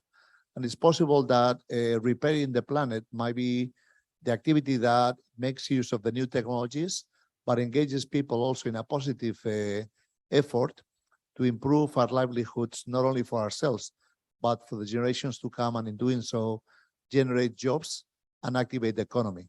So in fact, the value of restoration and conservation in terms of creating jobs and activating the economy is rising.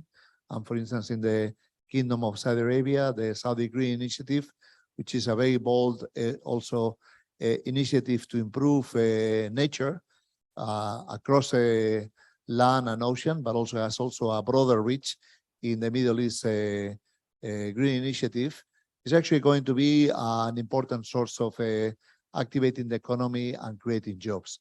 So I believe we don't need to dissociate technology from communities, but we need to find that right balance that we were discussing earlier, where both communities and the environment benefit, but not just current communities, but also the future generations, which future we and our ancestors compromised through the past 3 industrial revolutions. So the heritage of the 4th industrial revolution might not be empty buildings, empty factories. It might actually be a revitalized nature. Thank you, Carlos. Any further questions out there? Sorry, we have an entry here. Yeah.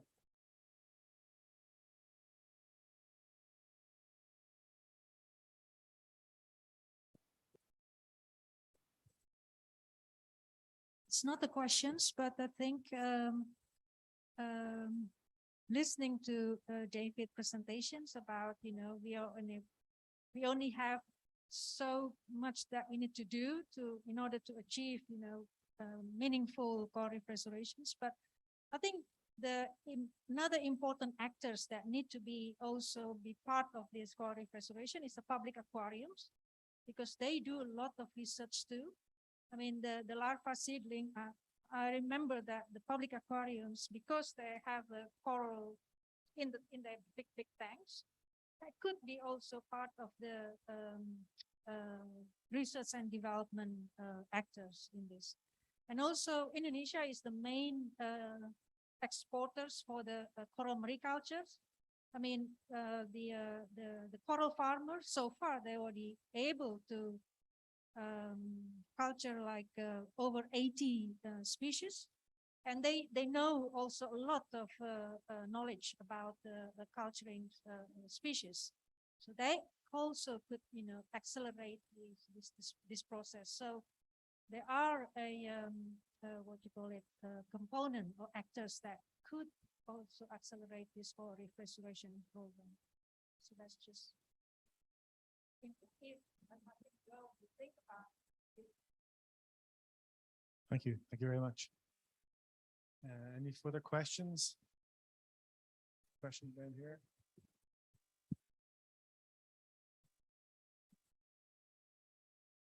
Yeah, thank you again. I have two questions. The first question, I don't know who will answer these questions. The first question is, right now, especially in Indonesia, we have like high spirit to do the coral reef restoration everywhere, like mushroom. But sometimes lack of the scientific foundation basic to the coral reef restoration. So my question is related with the structure, reef structures. Based on the presentation, there are so many reef structure that implemented already. Is there any like global research or study that become like a guidance with structure that's suitable for what kind of characteristic of site, for example? So this is to avoid the useless of resources when people doing coral reef restoration. Is there any study on the type of structure that's suitable for certain of the characteristic of the site? And the second, one of the key aspect of the coral reef restoration is sustainable financing model to support that coral reef restoration. My question is there any succeed financing model that implemented to support the coral reef restoration anywhere, so we can learn from that kind of model to replicate in Indonesia, for example? Thank you.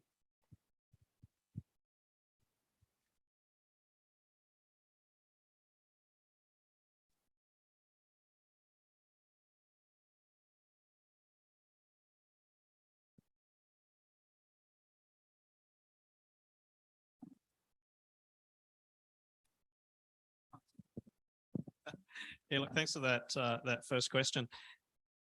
One of the, actually, if I was asked what's the biggest challenge that I can see at the moment, that is just knowing what's going on and what's been done.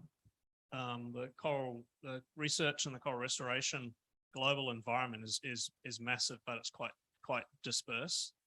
And nevertheless, there are groups like the Coral Restoration Consortium who are just going back through and reassessing what their role is going to be. And, a key part of their role, it will be exactly the type of thing that you're talking about, which is providing guidance to date it's been mostly to other scientists, but the concept is to shift to be able to provide more guidance to practitioners, in particular start going, well, if this is your circumstance based on what we know at the moment, these would be your sort of top 3 candidates to restore that location, and other bits of information like that, so that you're getting access to the knowledge that's being derived. Now, the challenge, of course, is that it's massive. The stuff that's sitting behind it and how you sift through that and how you present that's going to be a challenge. Certainly there's a commitment from programs like CORDAP, but the other big programs to come up with better ways to make the knowledge that's coming out of them available so it can get picked up. But I don't think it's simple to solve quickly to make that sort of knowledge available. But but I absolutely and 100% agree with you that that's the goal that we need to tick if we're going to get that knowledge out and actually being utilized. It's a bit like my comment earlier that I saw a lot of structures in presentations today, and I've seen a lot in the past as well. And just understanding what's worked the best in what locations and what circumstances would be a massive benefit to the existing industry. So.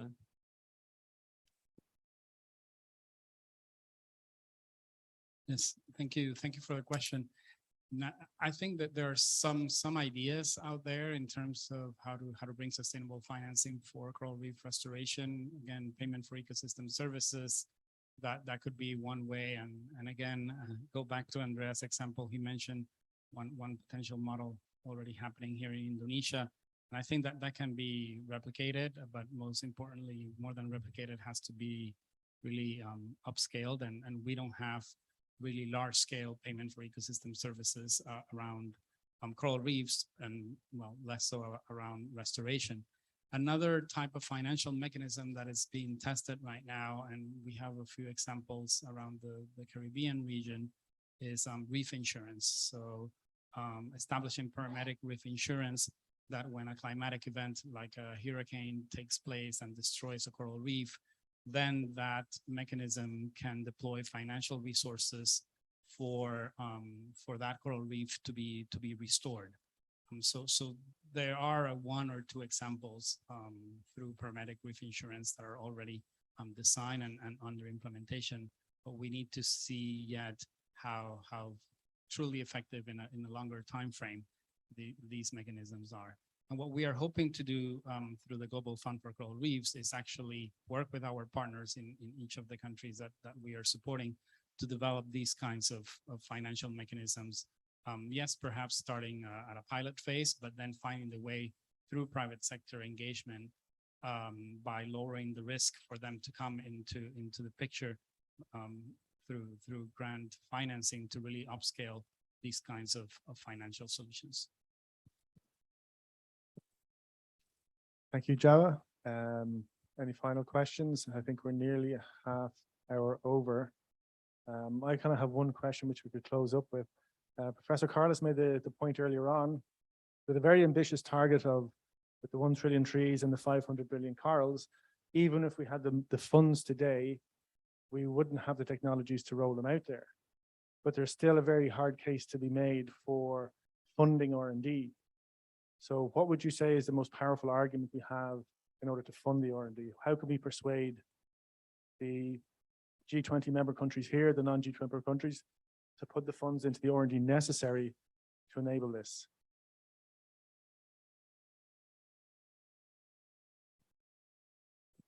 Well, this is a challenging question, but I think we just need to look at not only nature, but people. So we always start our statements on the value of coral reefs by arguing on the biodiversity they support, but also that they support directly the livelihoods of 600 million people and indirectly many more. So giving up on coral reefs and just moving to protect the little that will be left after climate change wipes many of the corals that are still in the ocean will then condemn many generations of humans to live in an ocean that is void of coral reefs and their many benefits. For instance, for island states, and Indonesia to some extent is an island state with about 3,000 islands. Island states with low elevation, like those in the Pacific or in the Caribbean, what it is at stake is not just income, is actually the existence of the nation itself. Because if the coral reef goes, the island will go and will be flooded and washed away. So we're really committed to conserve and restore coral reefs and leave no coral reef left behind, simply because generations of humans are dependent on these efforts. And in 10, 15 years, it'll be too late to meet that goal. So we now have a window of time that is only 10 to 15 years to get the finances, get the collaborations, the partnerships, the community engagement, and the technologies that will make this happen. In fact, David Mead, the chair of the Scientific and Advisory Committee, then talked about new facilities they are designing. And this is not science fiction. I know that they're actually close to being able to produce that can release up to 100 million coral seeds per year per facility. So basically, we need 500 of those working for 10 years to get the job done. So it's not impossible, but we were discussing during the UN Oceans Conference that it might seem that today it's impossible to meet this goal, but it is the role of science to push the boundaries of the possible every day. So that's why we need science, because without science, the goal might be impossible to meet. Yeah, thank you very much, Professor Carlos. I think that's the ideal. Can I have some comment? Yeah, sorry, Andreas. Yeah, I think when we are doing the restoration activities or project, there are two things that's very important. First, we need to know what is the root of the problem, where the people destroy the ecosystem. And the second, after we are doing the restoration, how to make this ecosystem becoming sustainable. So usually, many scientific activities just thinking about how we could able to recover as soon as possible, as larger as possible. So, but actually, this is what the important thing of the anthropology, social economic perspective. So, in our national program, the social economic, the economic creative is very important, not the original economic creative, no. Something very special related to the sustainable of our ecosystem. So this is it's some kind like a coin. So we don't need, we have to do all things on the same time. Something like no one left behind. So otherwise it's just we throw the money to the ocean, something like that. Yeah. Thank you. No, thanks very much. I think that's ideal. I think the consequences of doing nothing, the fact that the ideas are there, the methods are there, if the funding comes along, and I think that's the message we would like to be brought into the G20 discussions. And I would like to thank our founder, His Excellency Dr. Osama Fakia, for all the help to date, and His Excellency Jody for his support as well. And would like to give them the opportunity for a last word before I close the workshop.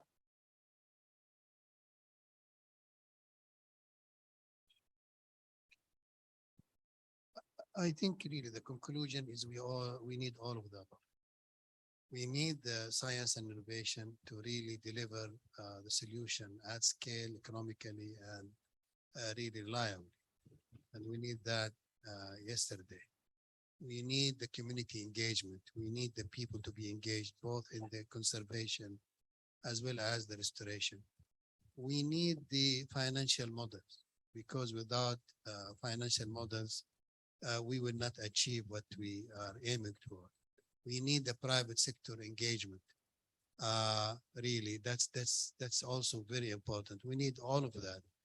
And I guess maybe each organization maybe is focusing on maybe one or two aspects of that. And I think what I hear now and the various perspectives that are brought really just deepen at least my personal belief, and I guess maybe some others will share, that we need all of these, and we need it to be done in coordination and in synergy with each other.